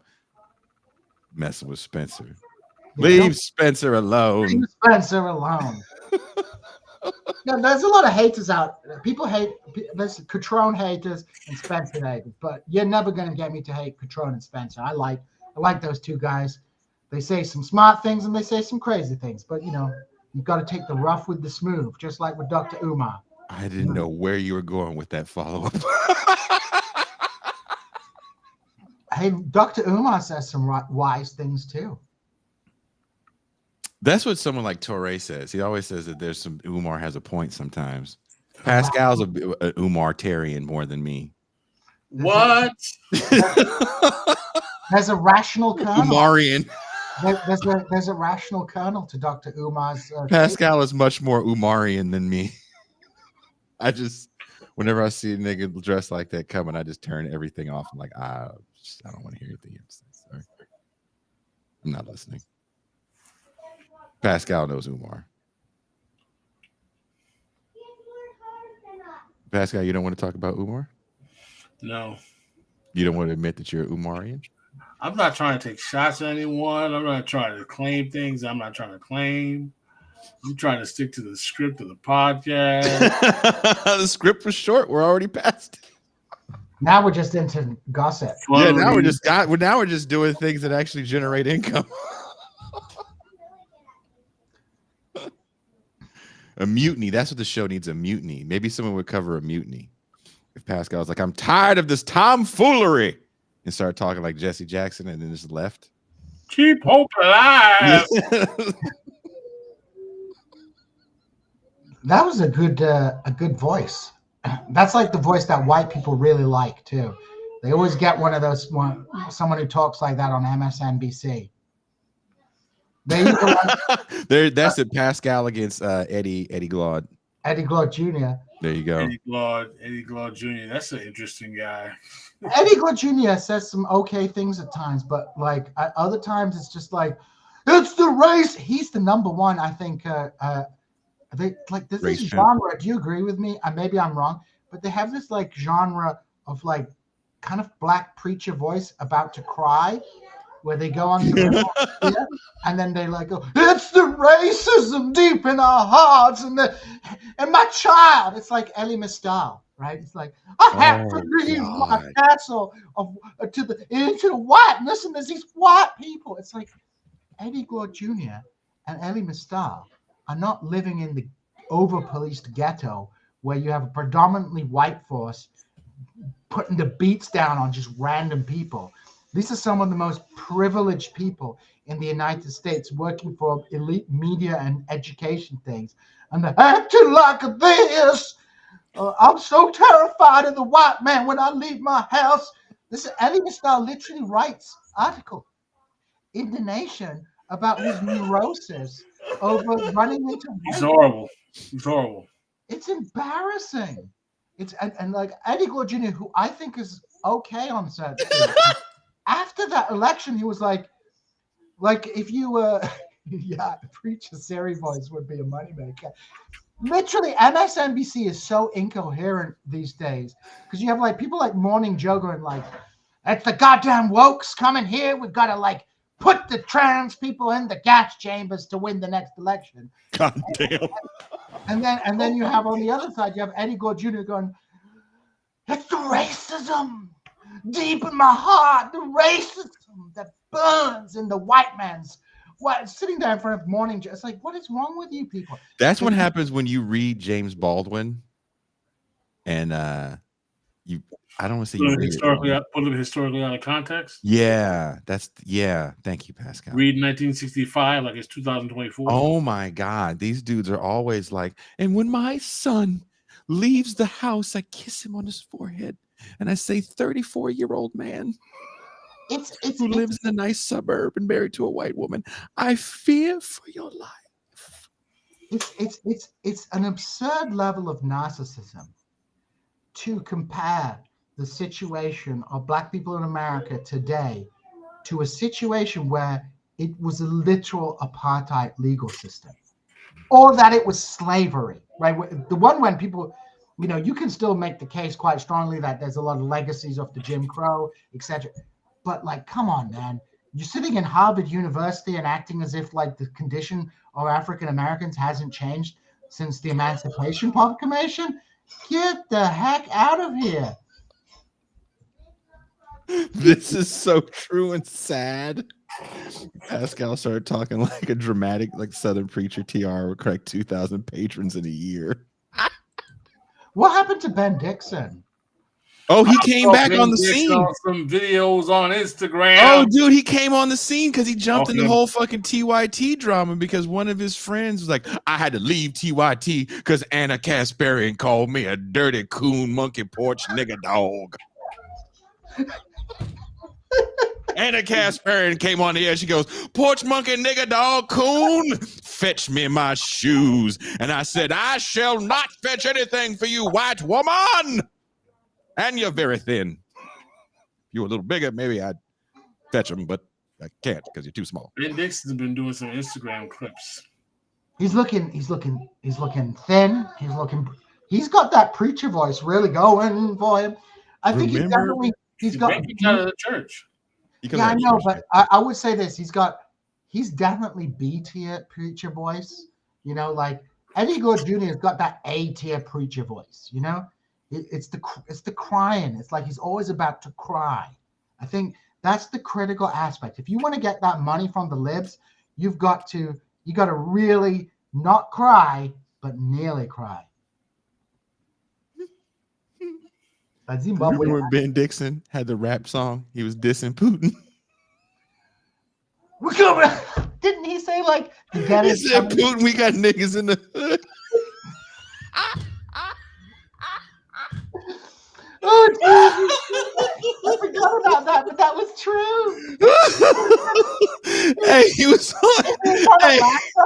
Isn't he gonna? He's from Atlanta, isn't he, Ben Dixon? So it's gonna be, yeah. Oh my God, we're gonna. I declare, Putin. I declare, Putin. We're gonna teach you a lesson. Oh my word, you are, Mr. Vladimir Putin. He was on. Remember, he was like, it was on the Sam Cedar show or whatever, and then he was on there, and then they were like, "You got a song?" And I don't think they listened to the song. And so they played the song, and I was like, you saw Sam and him trying to keep it straight. It was one step above. I'm Ben Dixon, and I'm here to say doing homosexuality is really gay.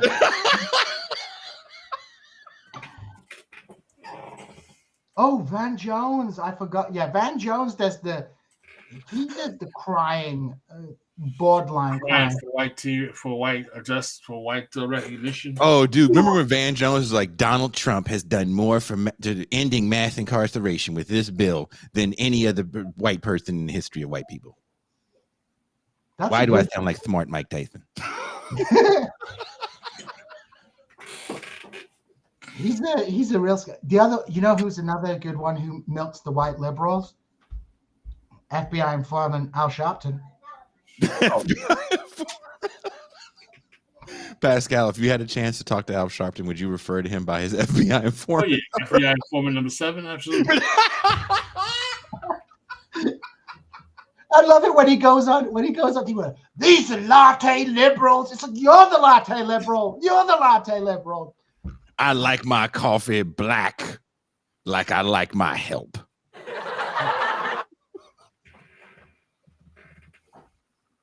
I never said. Kushlik says maybe doing the voices of these people is enough to annoy them, make them come on. No, I don't think. You know why? Because we're too small to fuck up their day. And for them to come on here and get asked one uncomfortable question and to have that get clipped, no one wants to deal with that. So you don't come on a show's too small. Why would you want to do that? Seriously, if you're Eddie Glaude and you have a very nice job at MSNBC, why would you want to come fucking waddle around in the mud with us? We're going to be like, hey, Eddie Glaude, why do you always cry in front of white people? You know it's unbecoming. Eddie Glaude Jr. got mad at Pascal because Pascal told him, like, oh, put your assistant in contact. He said, why are you going to be like that? Why are you going to be like that? Eddie Glaude Jr. mad at Pascal. Why are you going to be that like that, Pascal? Why are you mean to me? It's like, Eddie Glaude Jr., dude, it's like, oh, and like, for all his crying about like racism being a deal breaker, he didn't get mad at Morning Joe when Morning Joe went to keep going. Jason and T.I. are beefing with Carl Kalinske and Chris Gilbert, although Carl looks like he would say the N-word unironically. Not since he Eminem'd his hair up. He looks like that makes him look like more of a person that would say it is quite funny. It's clearly like Crystal Ball says, we're going to do a makeover. I'm going to make you over, make you look like a real man. He makes that frosted tips. And now you're a real boy. Now you're a real boy. Did he still have a show? Yeah, he still has a show. He still has a show. He still does his thing. He's OG.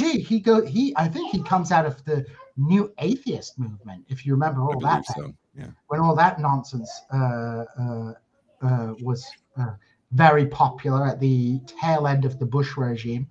But yeah, I mean, Eddie Glaude Jr., it's like everybody's evil. But like Morning Joe, his buddy Morning Joe goes over to Mar-a-Lago to kiss the ring.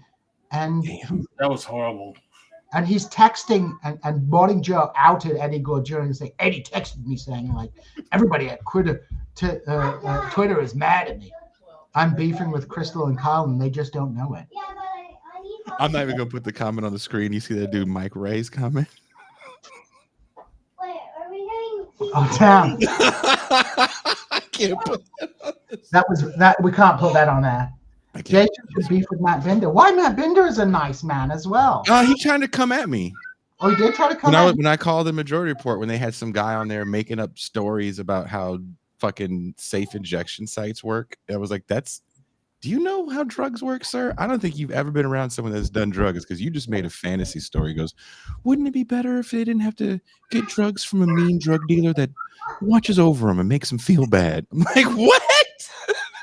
How do you think drugs are dealt, dude? You think it's some guy with a trench coat? It's like all those 90s cartoons where they would have the drugs episode. Yeah. It would always be a guy. It's like, you want some bliss? You have some... want some bliss? You want some Whizzle Pop? What the hell is Whizzle Pop? What's Whizzle Pop? Matt Binder is annoying. Nah, Binder's all right. Nah, dude, he came at me hella fucking sideways. I don't really dig that cat. He came at me hella sideways. What about Matt Binder is a popular frontist sack of shit. Well, everybody's say all that. Well, yeah, that's a bit much. I mean, yeah, that's just mean. That's just mean, man. Like, I don't remember that, Jason Miles. Yeah, it actually happened. I will never forget it, and it stuck in my head real fucking tight. And I maybe it's one of these dreams, like Sarah used to have a bad dream about me in her dream, being mean to her, and she would wake up and be angry at me. That sounds like what's going on with you. You're like dreaming about No. beefing with people online. No, that actually, it was no. He came in and tried to do the whole fucking Fox News shit, and I didn't dig it, and I'm good off, homie. Good. Well, I'm you good. know, I don't- like there's no point in getting mad at people. Yeah. What's kind of funny is like everybody in left media has their good moments and their bad moments. Yeah. There are some people who totally suck. Yeah. There are some people who they might have a good take on one thing and they might have a bad take on the other thing. But the incentive within the left media sphere is always that you have to go 100% balls to the wall over any disagreement. Now, I'm not saying that there are no disagreements that, you know, could lead to a political break, right? But at the end of the day, you're in media, right? You know, try to give people the benefit of the doubt. Try to like be understanding to people. Like, I just think it's very sad sometimes that people in left media fall out over Silly really shit. really not very important things. I mean, it's like I don't have to agree with everything my favorite podcaster says. I do think there is a tendency of people to fall into the trap of feeling like they have to agree with everything that their favorite podcaster says. And I think that's not healthy. I think people should, you know, think for themselves and not hate people when they disagree with them. It's like I don't agree with what this person said on this. I think this is a bit. It doesn't mean that they're like working for the Democratic Party planning or they're being disingenuous or what. It's just such a pointless fight to have, especially because this media sphere has no money in it, right? There's a few people who make big bucks, but ain't no money in it. The people who make big bucks are actually the people who do really well with grassroots money, right? Your Hassan Bays, your Majority Reports, and even your not so much TYT because they get to, but most of those big channels are just making money from Patreon and Twitch, right? There's no big injection of finance capital or even political money into the left media sphere. They just ain't nobody going to pay for that, right? Who's going to pay for who wants to pay for anti-capitalist propaganda? Not many people, or at least not people with money. No. I think if your anti-capitalist propaganda is branded the right way, like for example, like Squid Games got another season on Netflix, right? And then what was it? Parasite wins an Oscar. Joker's pretty, at least anti-neoliberalism. I think if you can present it the right way, someone will pay for it. I think someone will pay for it. If you have all the trappings, right? Like the hammer and sickle thing, and you're just all about it, but ultimately you're not really calling for much. Maybe you're complaining a lot. Yeah. I could see that. And in your complaining, you can sell a product. Yeah, I mean, like somebody said in the chat, Chapo. I mean, I just think like that. Yeah, like I think there will be money occasionally, but it's just not like the pure shit of money, you know, that comes in, right? And even moderate social democratic let's reform capitalism. Even that doesn't attract money because there's no section of capital that has that much of an interest in like reviving New Deal politics, right? That's true. It's like you know, the problem isn't like, I mean, you wouldn't expect capitalists to be funding like literal communist propaganda, but they don't. There's no money in even doing kind of reformist social democracy stuff, is there? No, not that I really see. I don't really see. Not that I really see. If I maybe went harder on Republicans or something like that, then maybe somebody would want to give you money, or I don't know. I don't know what someone wants to invest money in because it seems like everybody, the big money making scheme right now is gambling, because gambling has changed. It's not just point spreads anymore. There's so much there's so many prop bets people are teasing for their gambling sites that you don't have to know the game that well, and it's not even about your team winning or losing, and that's what makes that shit so enticing to people. And you know, fantasy sports have morphed into something kind of disgusting. And when you made that joke early on, like, would you take money from a gambling site? And I know, we're just fucking around. A lot of this show is just fucking around. But I find that shit despicable because I've never gambled. And not to say that I've gambled in Vegas, but I mean, on games, it takes away from the game. I never got into fantasy football. And I'm not going to sit here and argue about like purity of sports and shit like that. But the way it's set up now, I totally understand why so many people are into it, because it's more of a game than it ever was. It's almost like video games for a lot of people. So there's like logic people want to put into that. And it's like, there's no logic in luck. There's no logic in luck. You're not going to outsmart Vegas. Those casinos were built on people thinking they can outsmart Vegas. You're not Ocean's 11. It's not going to happen. So changing it so it seems more enticing to me is like so much more despicable. Putting lipstick on a pig. They gave the pig a whole facelift. It's an actual woman, and then when you think you're fucking it, then it's like, it's a pig. It's like, haha. Yeah, I mean, it's like there are, again, with the sponsorship stuff. Yeah. Like, I don't see a problem with people getting money from Raid Shadow Legends or whatever it is. It's like, have you tried Raid Shadow Legends? But the gamble, which is kind of I guess even that's kind of addictive. One of those games that tries to get you with the microtransactions. That shit is fucking, it's oof.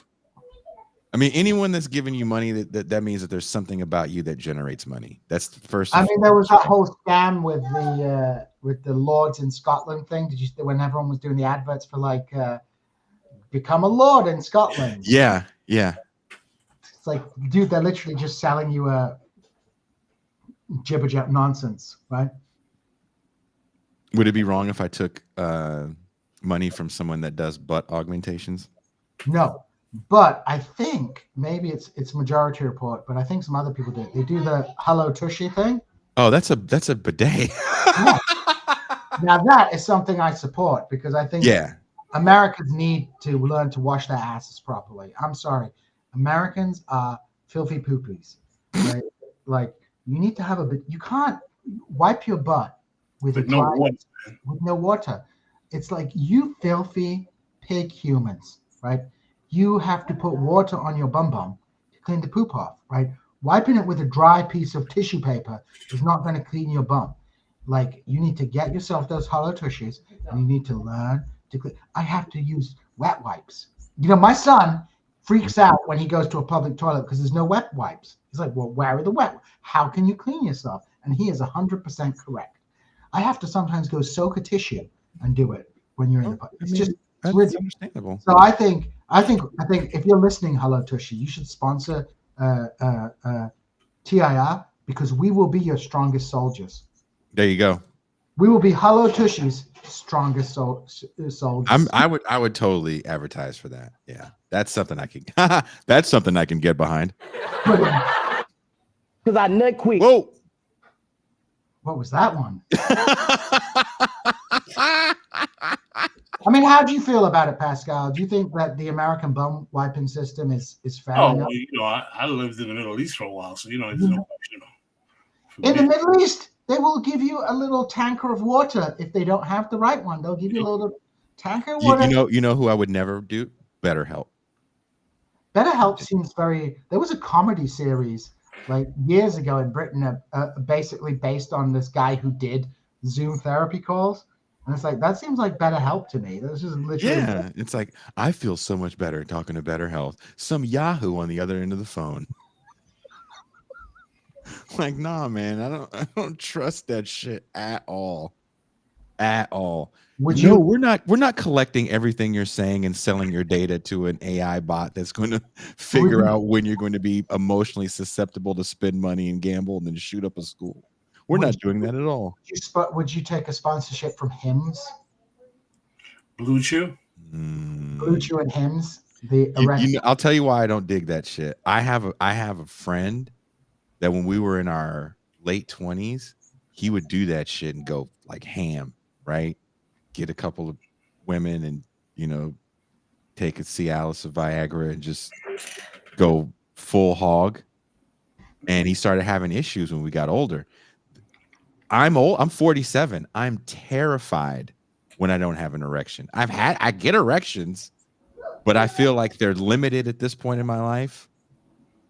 So I try to. He only has 1,000 erections left. Yeah, I feel like there's a tally mark on the wall, and they're like, "Is that how many women you slept with?" It's like, no, that's how many boners I have left.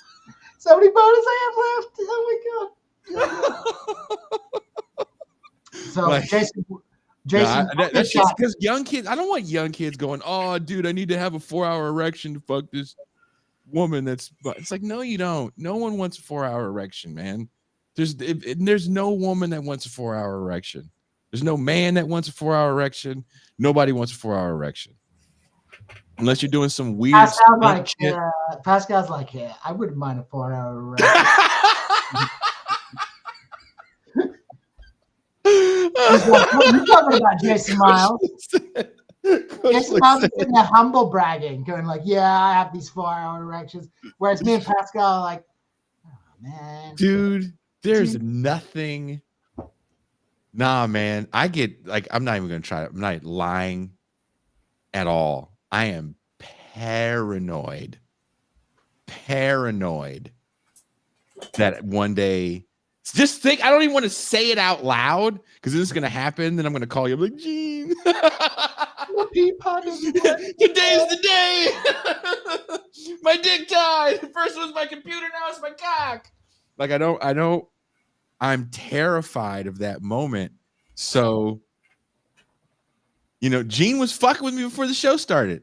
He was fucking. He was like, hey, you didn't check off today. I was like, nah, dude, because those nuts are valuable. Those nuts are valuable. Pascal's in there going like, I'm like a soft scoop machine.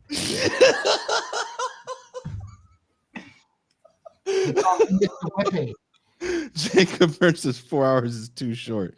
I'm like, nah, dude. Nah, man. Nah. He's gonna make a right. Someone says Jason's gonna make a right pivot and sell boner pills. If I knew the people that watch this show were all older dudes that were like, I don't want to call and say my name on the air, but I'm having a problem. Jason, you should get erect. My girlfriend, I can't get up. Then maybe agony uncle thing. It's like, call in with your your erectile dysfunction stories. It's like, my name is Stanley, calling from Ohio, and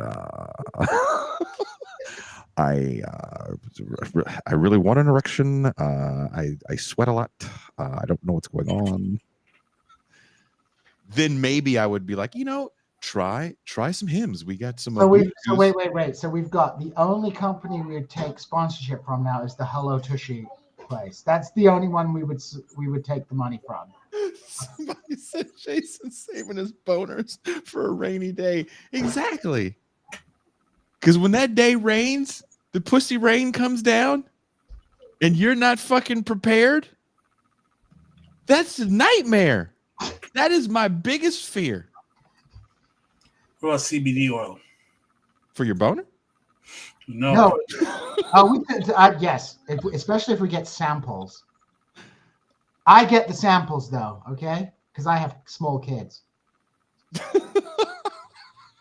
CBD oil. I would all day long. All day long. No CBD oil. What else? Even people are like, "What about mushrooms?" Like, I don't care. Whatever. I don't care. What about what other things do sponsors left podcast? I don't want to do expensive cereal, gambling sites. I don't get the expensive cereal. The expensive cereal Magic Spoon was pretty good. I mean, it's expensive. You ate some of that shit? Yeah, I ate some of it. It was good. I got it from Target. They sell it. It is expensive. But we totally need to have a sponsor. Maybe Mitty Doctor says I'm unhinged. Someone says we should turn TRR into a Love Lines type show. We did that one day where we did advice, and me and Alfie are serious. We're going to do next year. Me and Alfie are going to do a show once a month, and we're going to open up the phone lines, and people can call in. And I'm hella stoked for that show. Oh, that's going to be a lot of fun. That sounds pretty good. That's going to be so much fun. Maybe Magic Spoon can sponsor that. Magic Spoon for your goon. When you're done with the 4-hour gooning. Well, you could do the Hello Tushy with that. You want to eat ass? You want to keep it clean? Get Hello Tushy.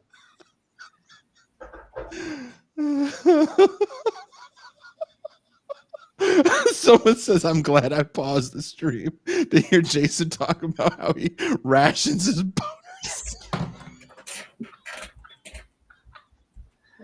It's Jason's new Patreon level. The boner rationing. I'm the only one that does that, apparently. No? Pascal's like, I never heard of anyone rationing. You just want them all to run out like that? It's just one boner after another. It's a finite number. They call it the Crimson Jihad. It's when he whacks. This is when I want to get a call like this. I want to get a call like this. No faps. No, this. I put a condom on inside out. Am I gay now? That's amazing. That is totally the kind of call you would get. I'm totally down. Many doctors keeps calling me a freak. He's a freak ready to cheat.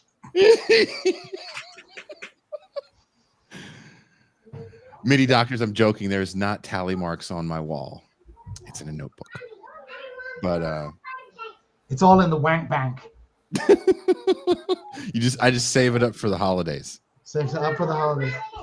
Well, guys, I'm going to have to depart this wonderful. Actually, I got to take off as well. We all have to go. Thank you guys so much for joining me on the fundraising show.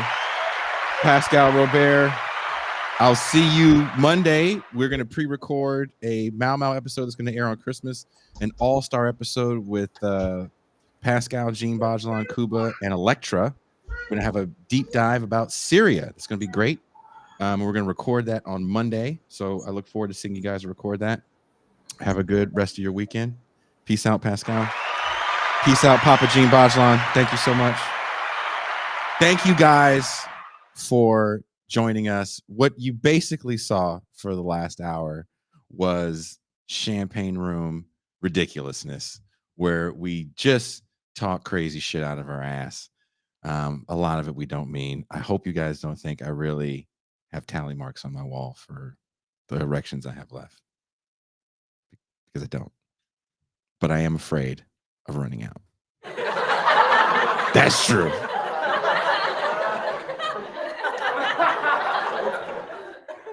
It's fear. It is a fear. Has your car ever ran out of gas? Yeah. I do want to read some of these super chats you guys left. Dizzle McFizzle says, thanks for the hose. Thanks for the hose. Now we know where Mean Gene got his name, says Ken. Mean Gene is mean. Yes, he is.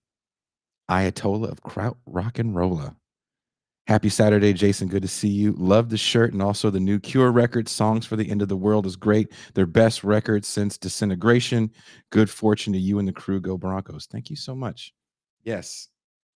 I have the Cure hoodie for the new Cure record. I am a fan.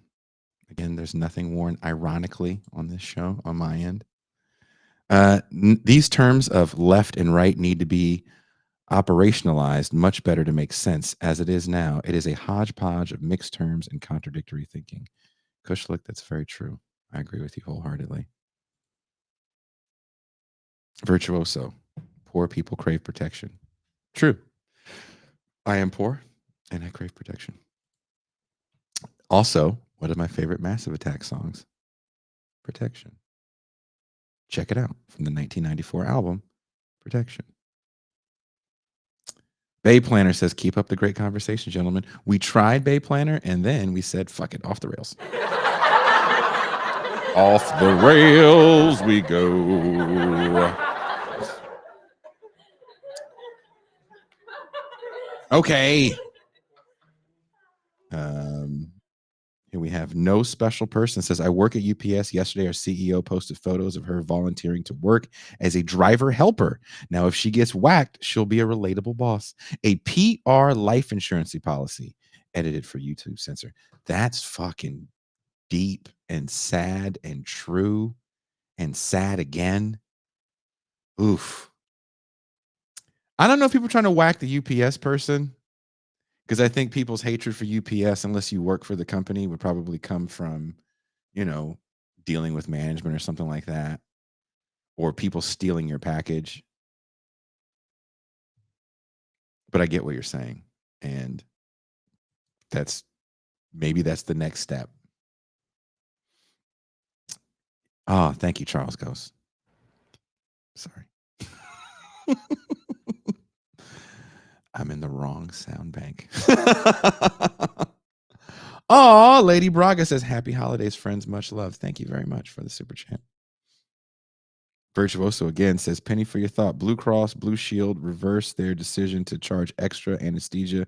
Meanwhile, North Carolina's Antrim Health is forgiving the debt of about 11,500 people. Violence works.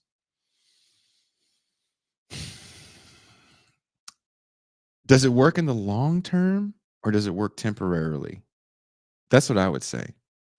Because seriously, one thing I did notice was ever since this whole thing happened, there's been a focus again on healthcare, which I appreciate. And I don't know if the propaganda of the deed is really going to bear fruit. Because if healthcare companies can do these gestures, and at the same time, a woman gets arrested, it's a problem. I wasn't joking. I was on the phone with, I won't say what agency. And it was frustrating. And I didn't yell. I felt I was very calm, and they threatened to send someone to get me. And I calmly responded, well, you've recorded this phone call. And I obviously didn't say I was going to do anything. I said people do things, not me. And I didn't say it in a threatening manner or insinuate. I said it because I want you to understand it's not cool to fuck with people the way you guys are fucking with people. But this is before the shooting.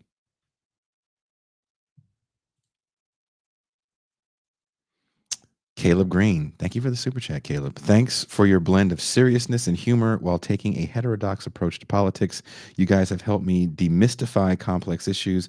I hope y'all continue to grow and make many more friends along the way. Oh, fuck yeah. Thank you so much. That was actually really nice. There is some growth coming in the new year. That's why this show is actually really important, because there's some big plans for the new year. As far as moving into a studio, since another podcaster is not even across the road. He's just like 30 yards away. We have found a spot that we're going to move to be able to broadcast out of, because we have been encountering several issues with weather. The environment, climate change is real, and it hits where we live pretty hard because we're higher up on a hill, and power lines have been getting knocked down with these Santa Ana winds. Our internet has been going in and out constantly. You've seen me do shows quite a bit remotely. A couple of them were for fun, but most of them were because I didn't have a connection in the house. So it's making sense for us to find a spot. I'm just gonna make the show look better, and then we can do more in-person stuff. So hopefully the next 5 will be some nice looking years. Maybe we get some corporate sponsorship, all that good fun stuff. Never know. Cali side, Jason is the left podcasting Kendrick. That's so funny. I'll take it. But he's from SoCal, from the Bay. Call me like the left podcast and E40 or something. Eric W just says super chat. Thank you. Fuck yeah.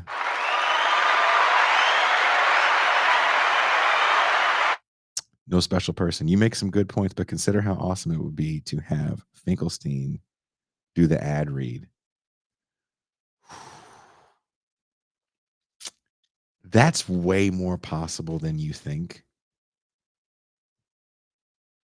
And that would be hilarious if we had Norm do a ad read for hymns and go on a gooning rant. I'm all for that. I'm pro that. I'm very pro that. But yeah, Andrew Robles says Santa Ana winds, which are all the way to you. They're wicked, Andrew. Very wicked. I'll post some pictures on Instagram so you can see the power lines went down when they hit last month. And then some more power lines went down when they hit a couple days ago. It was wicked. You sent a super chat, Strom? I didn't see it. Oh no. Is a kayfabe documentary still coming? You want to talk about points of contention. So real quick, we had to redo it from a feature length to a series. We did the first episode. We cut it up into episodes. Then there was some transition issues. So there was some rewrites, redid it, refound footage, and now I'm just in the waiting process because I'm not cutting the footage. Someone else is cutting the footage. I'm just recording the narration and, of course, writing it. So I am and have been like this for a while because I have to wait.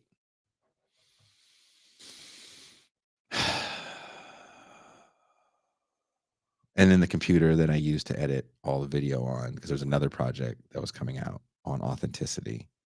That computer just died yesterday. So, yeah. So next year should be good. I didn't see an MT shout out super chat, but I'm sure she would appreciate it. I'll try to look for it real quick. Damn, I don't see a lot of these. You guys wrote a lot of comments. Oh, Robert Booth. Thank you very much. Dusty, you said the boner tally in my head is the problem.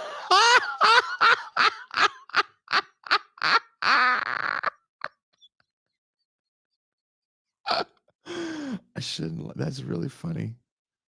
Why is that a problem with having a boner tally? You guys don't have boner tallies? It's just me? Maybe you guys are young. I think your boners are forever. They're not forever. If anything, awkward 80s movies have taught me is that boners are not forever. I don't see his MT super chat. I'm sorry. But if she's watching, I hope she saw it. But thank you guys so much. Oh, I didn't see this until just now. Strom, so don't get mad. I have hope for Sankey Uyghur and Anna Kasparian. They just need to speak with Chris Catrone, Reed Kane, and Ralph Leonard. Can they speak with Sutter Kane?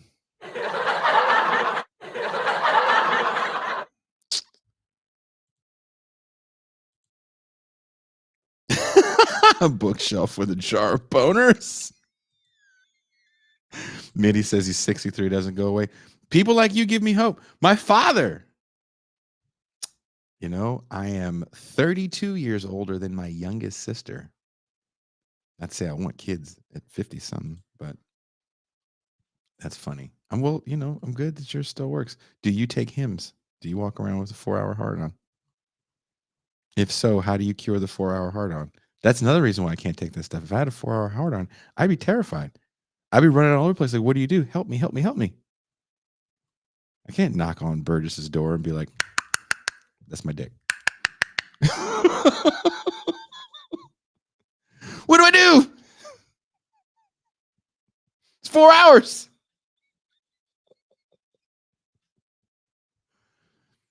Won't do it.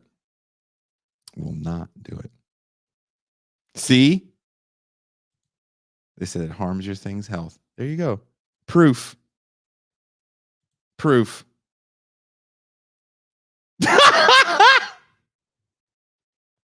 I'm not going to read that. Thank you guys so much. I had no idea what to expect for this show. We planned it out some time ago. But we're going into year 6 years of doing this. I had no idea where it was going to take me. I had no idea about the live shows. I had no idea I was going to meet some of these people that watch the show. I had no idea the show was going to go from beyond me and a couple of my band friends to where it is now. And also, wherever you're watching or listening to the show, there is a link in the description to the latest issue of the Crisis Papers. I am so proud of this thumbnail. Look at that thumbnail. Look at that. That alone should be reason enough to get issue number 5. It is the longest thing I've ever written, I think. It clocked in at like 16 pages. Issue number 5, second time around, musings on how we got a second Trump term. Look at that thumbnail, dude. And then you can get this one. One of Us is the Killer, Celebrity Cancel Culture, and the Illusion of Politics and Neoliberalism. If you are a patron, it's free. If you're a Teenage Anarchist tier or above, the magazine formatted version is free. But I put the text version up for all the patrons, so it's already up. It dropped at 7 a.m. this morning. I was done formatting it. I'm very excited about this. I can't wait to hear what you guys have to say about it. Leave your comments on this show and what you think is going to happen in the aftermath of Luigi Mangione. Is it going to stay in the news? Is it going to fade away by the end of the year? I hope not. I would love a return to a focus on healthcare conversations. This last election, it was not part of any of the Republican or Democratic talking points. Maybe this forces its way back into the ether. Maybe we can do this without a person like Bernie Sanders, because I don't see any politicians really carrying that mantle. But we don't know. Who knows what lay ahead? Wild political times we live in. But thank you all. Thank everyone that's been a part of this show for the last 5 years. I believe Ben will be on tomorrow with a Philosophy for the People episode. And like I said, we'll be having some all-star guests next week. That'll be fun. We're going to have some best of shows to end the year that we're going to do in a different way that we haven't done before. So I'm excited for that. Thank you for the super chatters. Thank you for all the commenters. And on that note, I